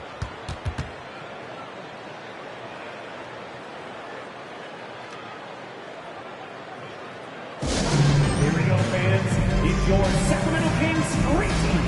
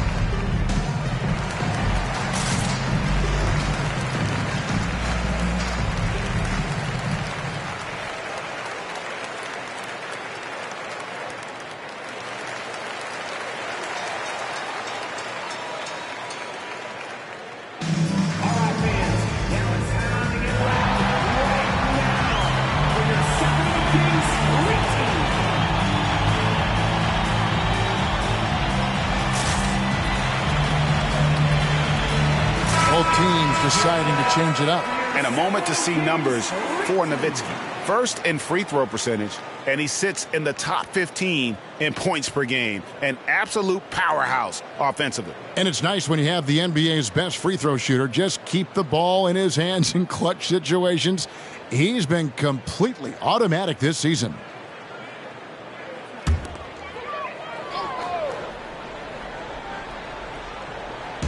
Los Angeles on D. They lead by 11, the largest margin of the game. Outside Kidd. Pass to Cowens. Sacramento moving it around. 6 to shoot. Johnson, that's for 2. Again, the miss by the Kings. And they've got a big lead, not just on the scoreboard, but really in the rebounding numbers as well. White the pass to Hudson. Back to White. Off on the layup. The defense ready for him on that possession. They had to be because he is so strong in the paint. A shot by Johnson, no good. And what should have been a simple pass and finish ends up in a missed opportunity on that alley-oop attempt. It started off looking good, but the timing was just a little off. And sometimes that's all it takes. And that's a high percentage look when the D doesn't fight over the screen. Reason why it takes extra energy to do it. You have to trust your defensive rotations, but it's worth it. Mind the lanes. Mind the lanes. One shot.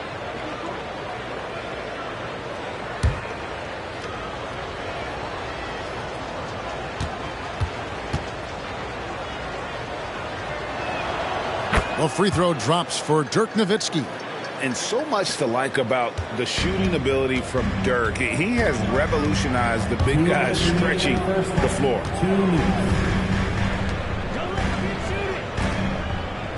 Rondo passes to Cowens. Now, here's Johnson. Johnson with a screen on White.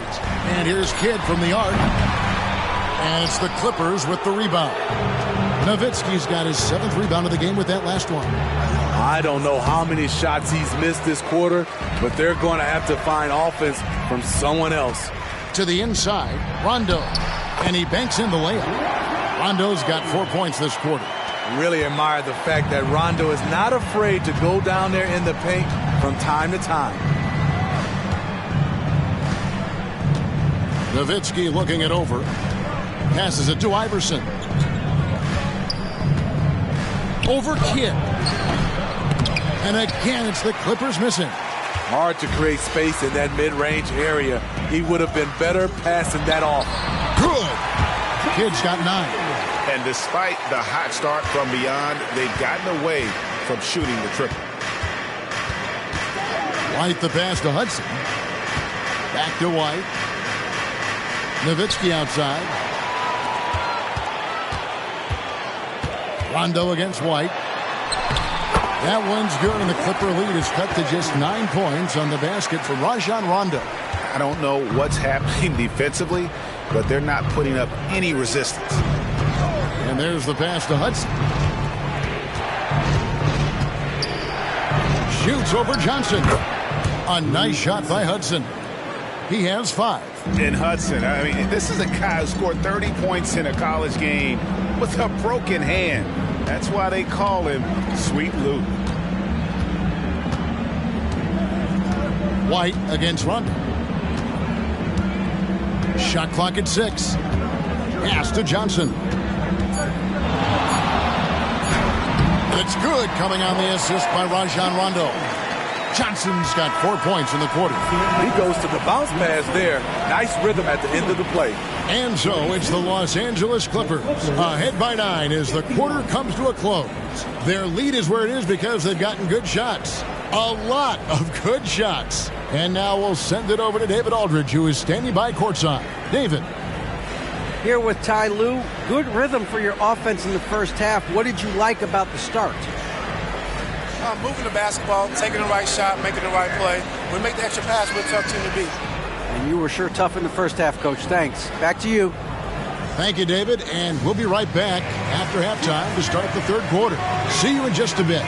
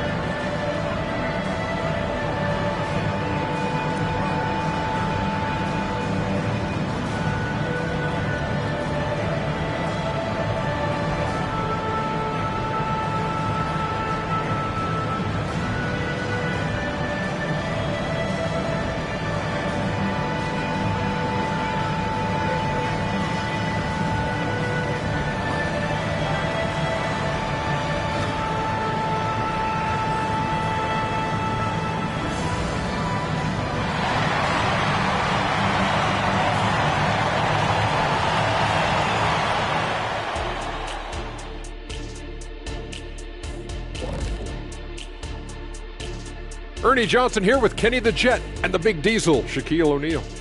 How about we start out with the Western Conference and how those teams are stacking up?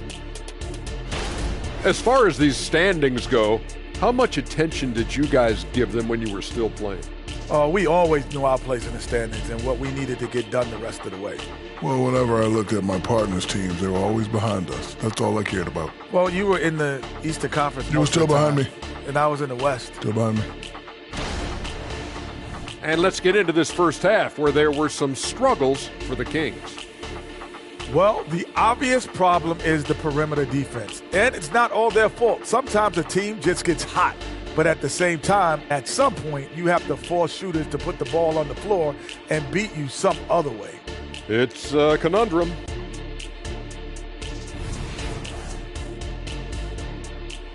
And that is it for halftime, folks. It is back to Kevin Harlan and the crew for the second half.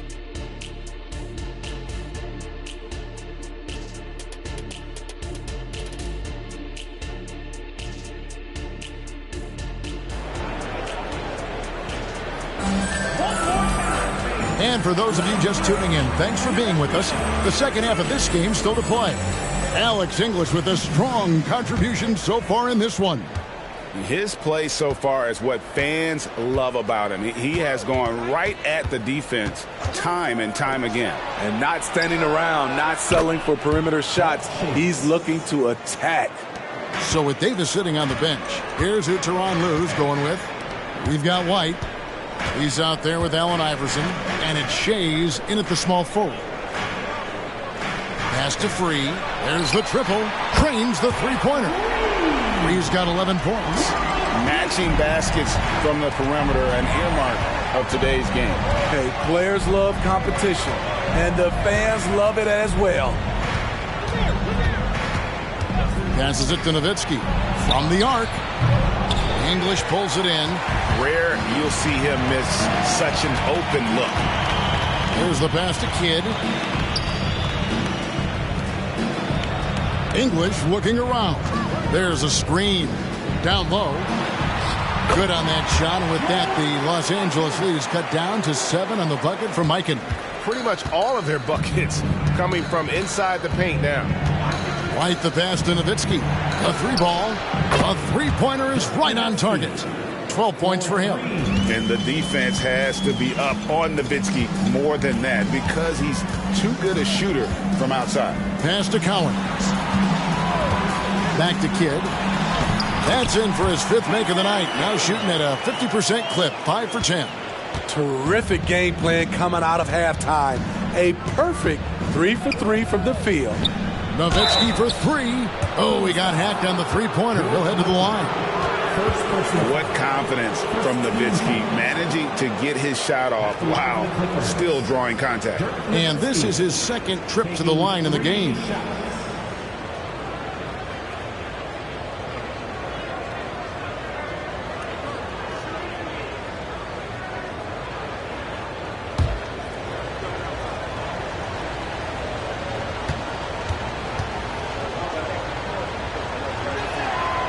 A free throw drops for Dirk Nowitzki.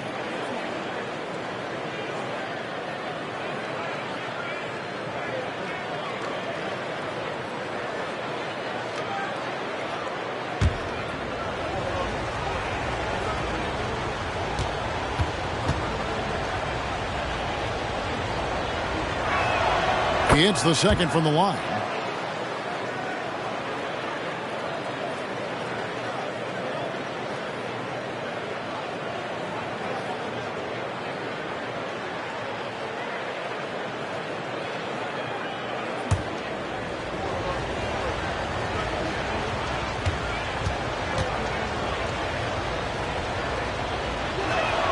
And he nails the 3rd. He's living there tonight, a tough guy to guard without fouling. And the bonus, he's going to knock him down. Kidd passes to Collins. 2 minutes into the second half of play now. Free, and another 3 for Sacramento. He has really made an impact from beyond today. That's another triple. Just think where they'd be without all the work he's done from the three-point line today. Wide, a screen on English. Pass to Nowitzki. This one for three. It's good from long range. That's 3 of 4 here to start the half. For Los Angeles, they have made 6 of their 7 attempts at the line in this one. Dirk Nowitzki, 1 shot.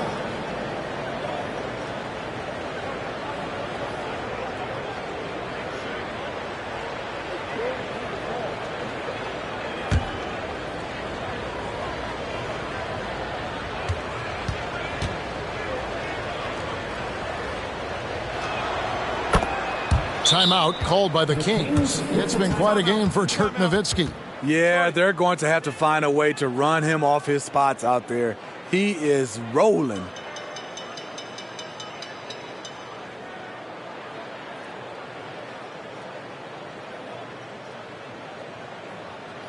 Okay, Sacramento, time to get loud and make some noise for your 916 crew.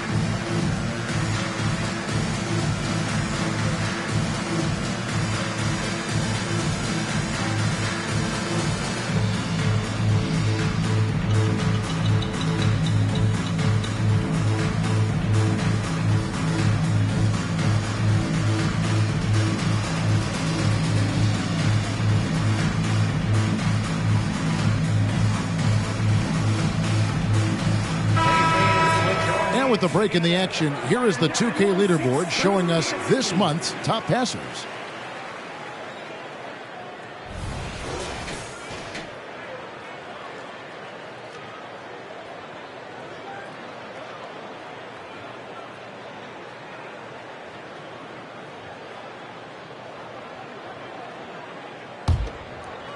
Just under 2.5 minutes into the third quarter now. Kidd passes to Cowens. Passes it to Free. And it's Allen Iverson with the foul. That's his first foul. Players we know get mic'd up now, Steve, so we can get some insight to their talking on the floor or on the bench. How would that have gone over in your day? Well, you know, Kevin, we got mic'd up. I did not like it. You felt funny having just extra stuff that you had to carry around. But I love to hear the communication that goes on in the game now, sitting on this side. And how about that skill set that Cowens possesses? Shoots a high clip from the field and rebounds the ball well at either big man position. This is his first free throw of the game. Shooting 2.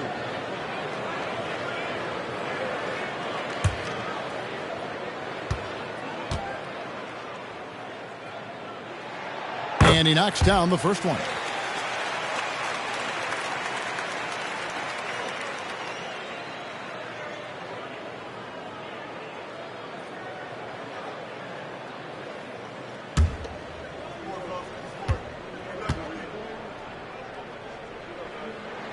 And good on the second, so he makes them both. Because he knows he makes a living at the line, he invites contact and sometimes even initiates it. White the pass to Shea.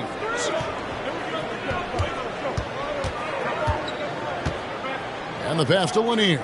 6 to shoot. Oh, and that one, no question, powered it down. Textbook, nice pass, great catch, even better finish. Now, here's English. Not a lot of room. Throws it up high. It's tipped. Oh, he touched it while it was in the cylinder. That's offensive basket interference.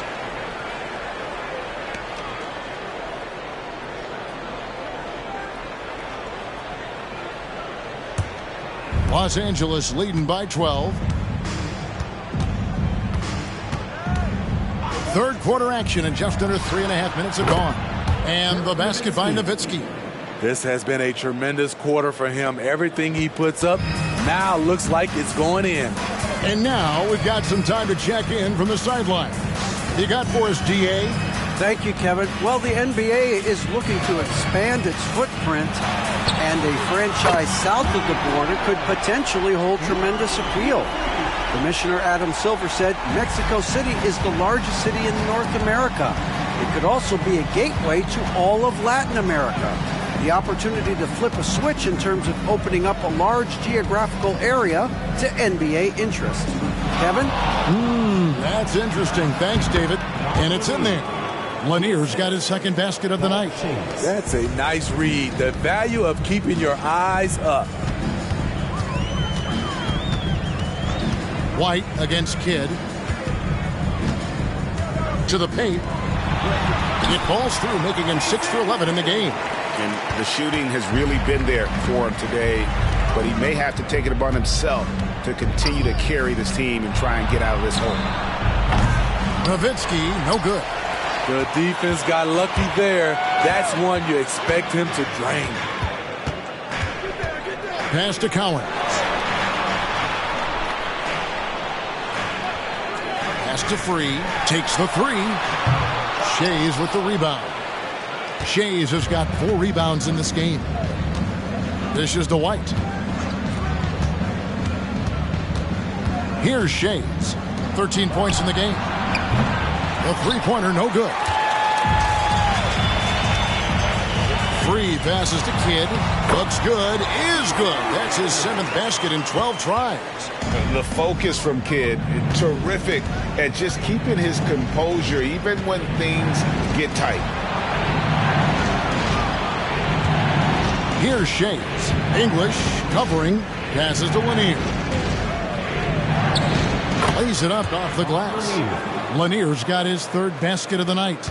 And Matador defense, that's one of the easiest shots he is ever going to see. And this is what happens when you start to break your opponent's spirit. The resistance is no longer there. The pass to Free. And the Kings check on 2 more. Trying to slice into this deficit every time up the floor. Terrific quarter for him. White the pass to Shays. Traps in the tray. Shays has got 6 points in the quarter. Completely on his game. Hasn't missed a shot all night. A big part of why this team is winning. There's 1:26 left in the 3rd. Here's English. Good for another bucket. He's made half a dozen now. 6 for 8 on the night. Yeah, he's in such a great rhythm right now. Makes sense to get him the ball any way you can. Let him decide whether to shoot it, whether to pass it. He's your catalyst right now. His shooting has been outstanding. Definitely one of the reasons they're up in this game. Pass to Collins.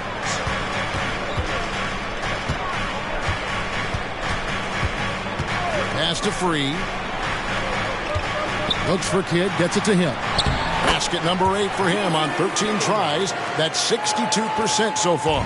And not being as aggressive from the three-point line anymore. They had a lot more attempts in that first half. Here's Shays. 18 points for him. Wide open, couldn't capitalize. And on an open look like that, he's very gifted at making the weak coverage pay. Kidd passes to Mikan. And he lobs it up toward the rim. And that's out of bounds. Sacramento will retain possession. You love the pressure he's putting on them. Almost had that steal. Fantastic anticipation. He has active hands. Even though he doesn't come away with the turnover, he's disrupting their offensive flow.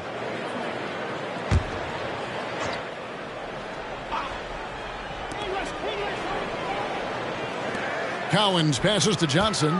5 on the clock. And foul on the shot. He'll shoot 2 at the free throw line.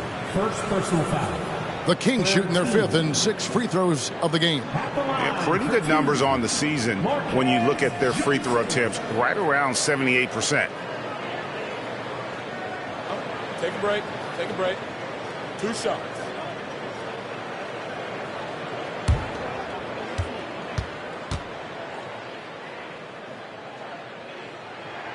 And that one falls for Johnson.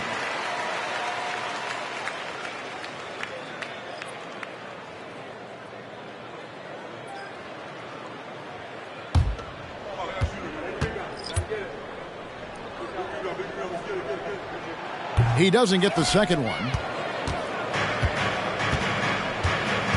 Here's Heinsohn. On the wing, Thompson. And Thompson throws it down.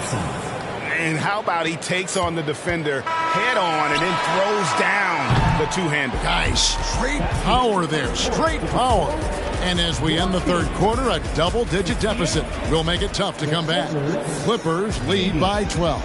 Live from Golden One Center, you're watching 2K Sports.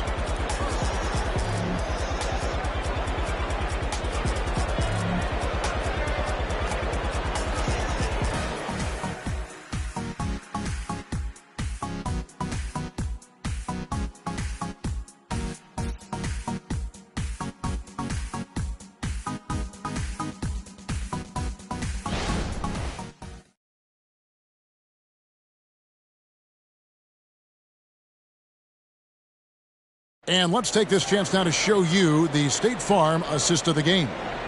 Yeah, an easy choice tonight. Look at the precision on this pass. Put it on a platter form. This is why you preach teamwork. Some of the most spectacular plays are the ones where guys are feeding off one another.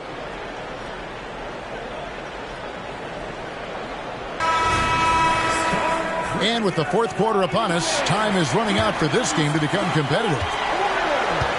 So with Rondo on the bench, this is the group Mike Brown has right now. Jason Kidd is out there with Free. Then it's Zion Williamson. Then it's Johnson. And it's Cowens in at the 5, roaming the paint. He has a lot of points from long range this half. He's taken advantage of a really tired defense. Right the pass to Hudson. Count that one. Love that they're continuing to attack despite being up big. I'm impressed with their intensity tonight. They've came in focused and they've executed. And the basket by Free. And you can tell he's looking for his shot. He just believes in it. You know why? Success breeds confidence. And he's certainly been successful from there time and time again. Knocked away. Taken away by Kidd. Over Thompson. It's good, and the Clipper lead is cut down now to just 6 points with that basket from Kidd. They are just killing them on the interior. White the pass to Hudson. Pass to Nowitzki. They double-team Nowitzki. Lock at 6. Thompson inside the line, and it's Cowens with the rebound. Cowens has got rebound number 5 here tonight. Now the pass to Free, and the officials will call the illegal screen right there. And this is what the schedule looks like for the Los Angeles Clippers. On Monday, the Chicago Bulls come into town, tipping off a homestand for them. Then on Thursday, they'll defend home court against the Orlando Magic. And looking at that Nets matchup, even though they should get the win, I would expect it to be a bit of a battle. Just because they are favored doesn't mean it's an automatic W. Anderson, he's checked in for the Kings. Hudson with a screen on Anderson. Davis, the pass to Hudson. And down it goes. Dunked through off a wonderful assist. Beautiful location on the pass as usual. Led his man perfectly. Johnson outside. Pass to Cowens.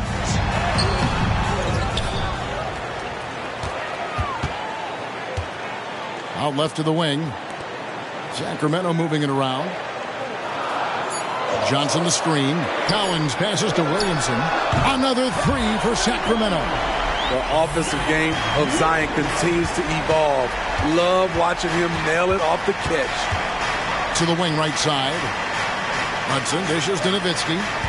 Nowitzki with the screen on Johnson. Here's Hudson. The rebound by Anderson. The Kings trail by 5. Floats it up for Williamson. Hudson against Johnson. Hudson kicks to Nowitzki. It's Davis on the wing. over Anderson. And it's Davis missing. Kings have gotten 4 of their 6 shots to fall so far here in the fourth. A pretty nice efficiency there. And it's Williamson missing. Very surprising. He gets the ball where he wants it in a decent matchup. With the floater, and it's Davis missing. Sacramento's gone 3 of 4 from downtown here in the fourth. Johnson, the pass to Williamson.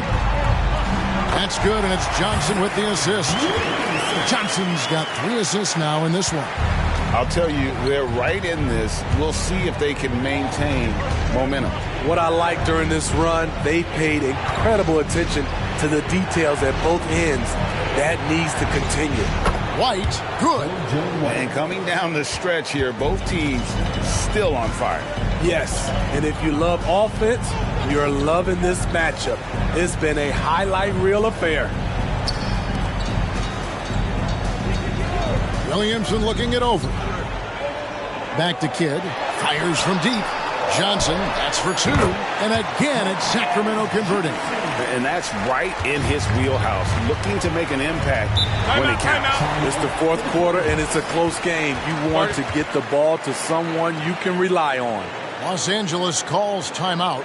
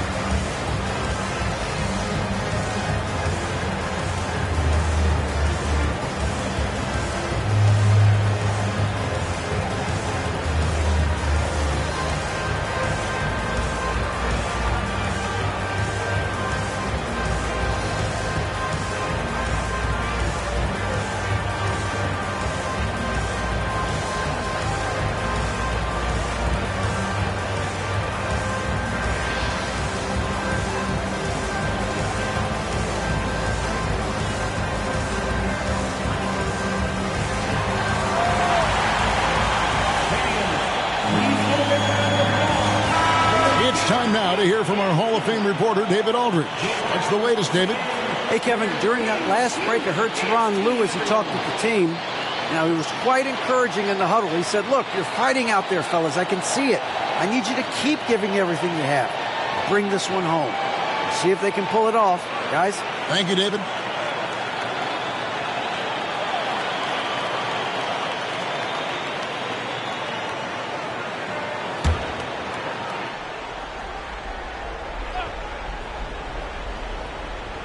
Here's Iverson. And again, it's the Clippers missing.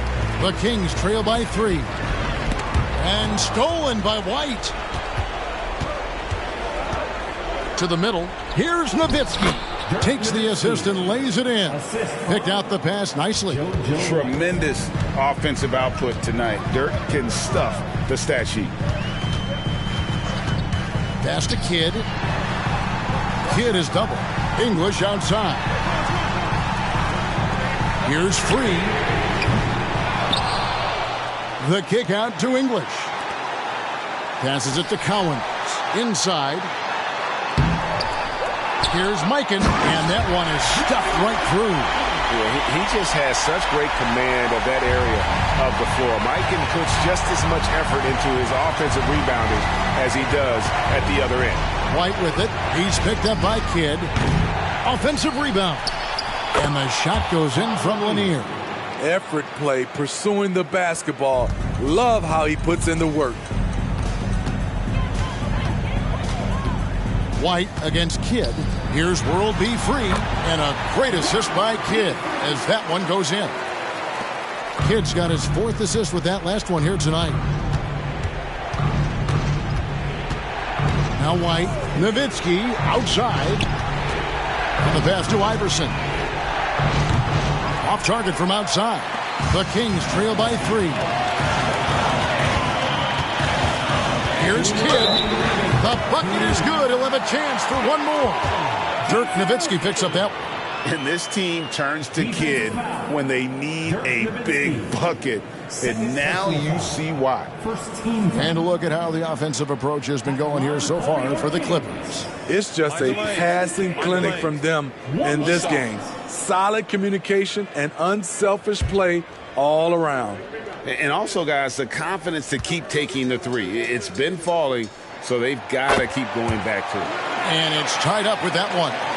Yeah, that's who you want stepping to the line when the game is close.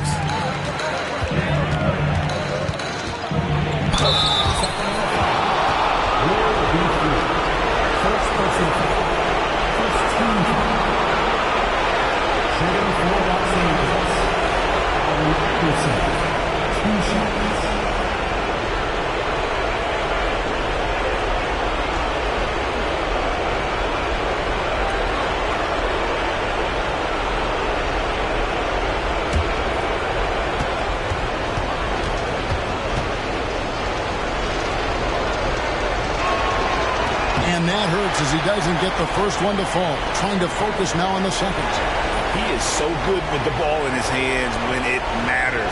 Iverson is not a guy defenses want to send to the line in late game situations.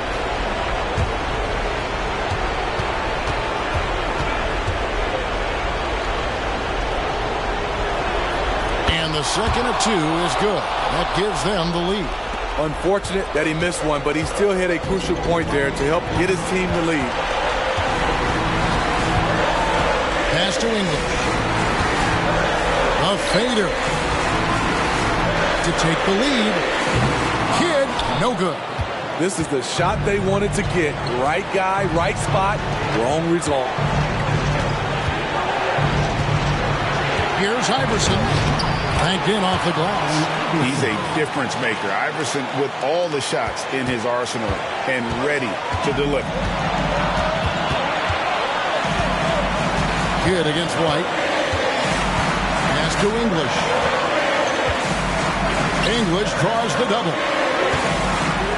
For three, Kidd nailed from three-point land. Kidd's got it all tied up now for Sacramento. Free against Iverson. Outside Kidd. No luck that time on the shot that would have put them on top. Iverson passes to Lanier.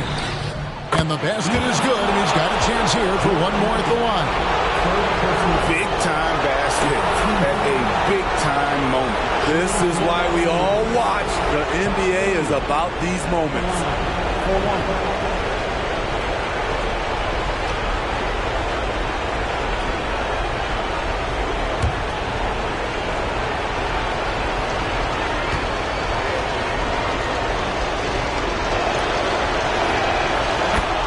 Timeout called by the Kings.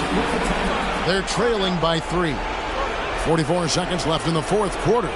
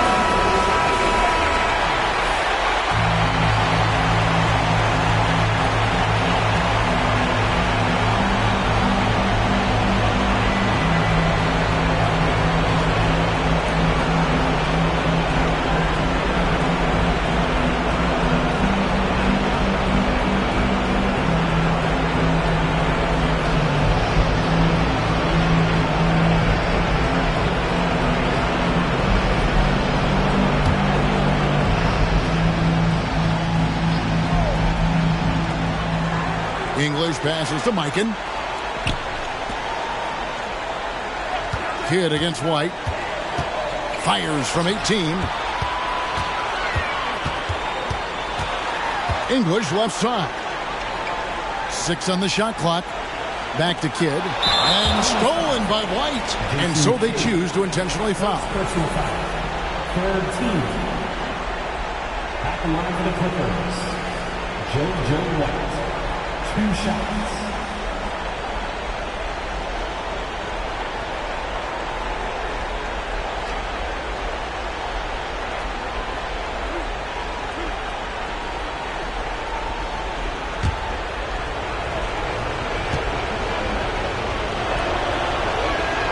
First free throw is good, and that gives them a 4-point cushion.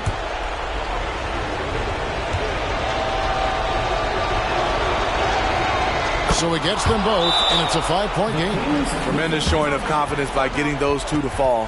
Now a timeout called by Sacramento. They're behind by 5.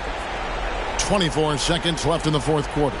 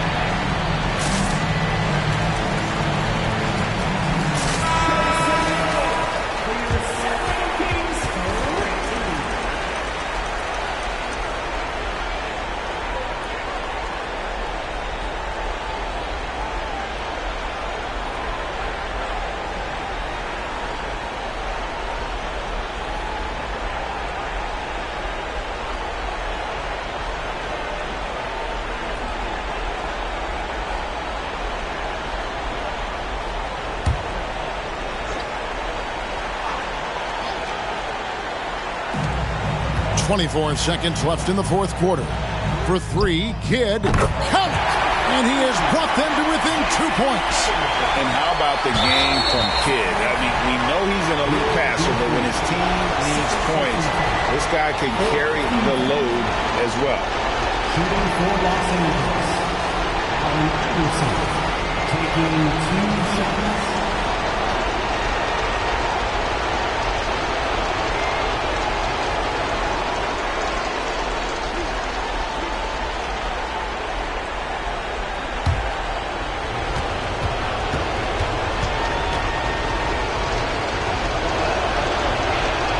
So the first one drops, and that makes it a 3-point lead.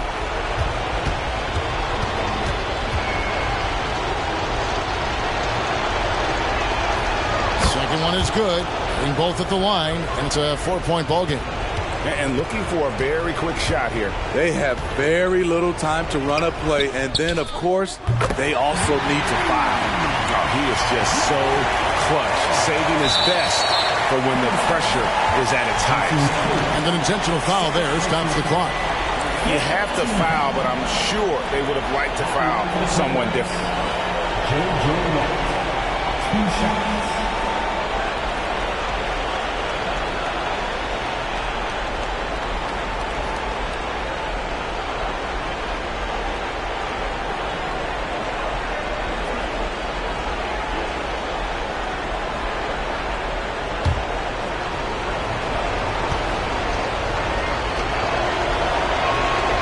Good on the first, and that will put them up by 2.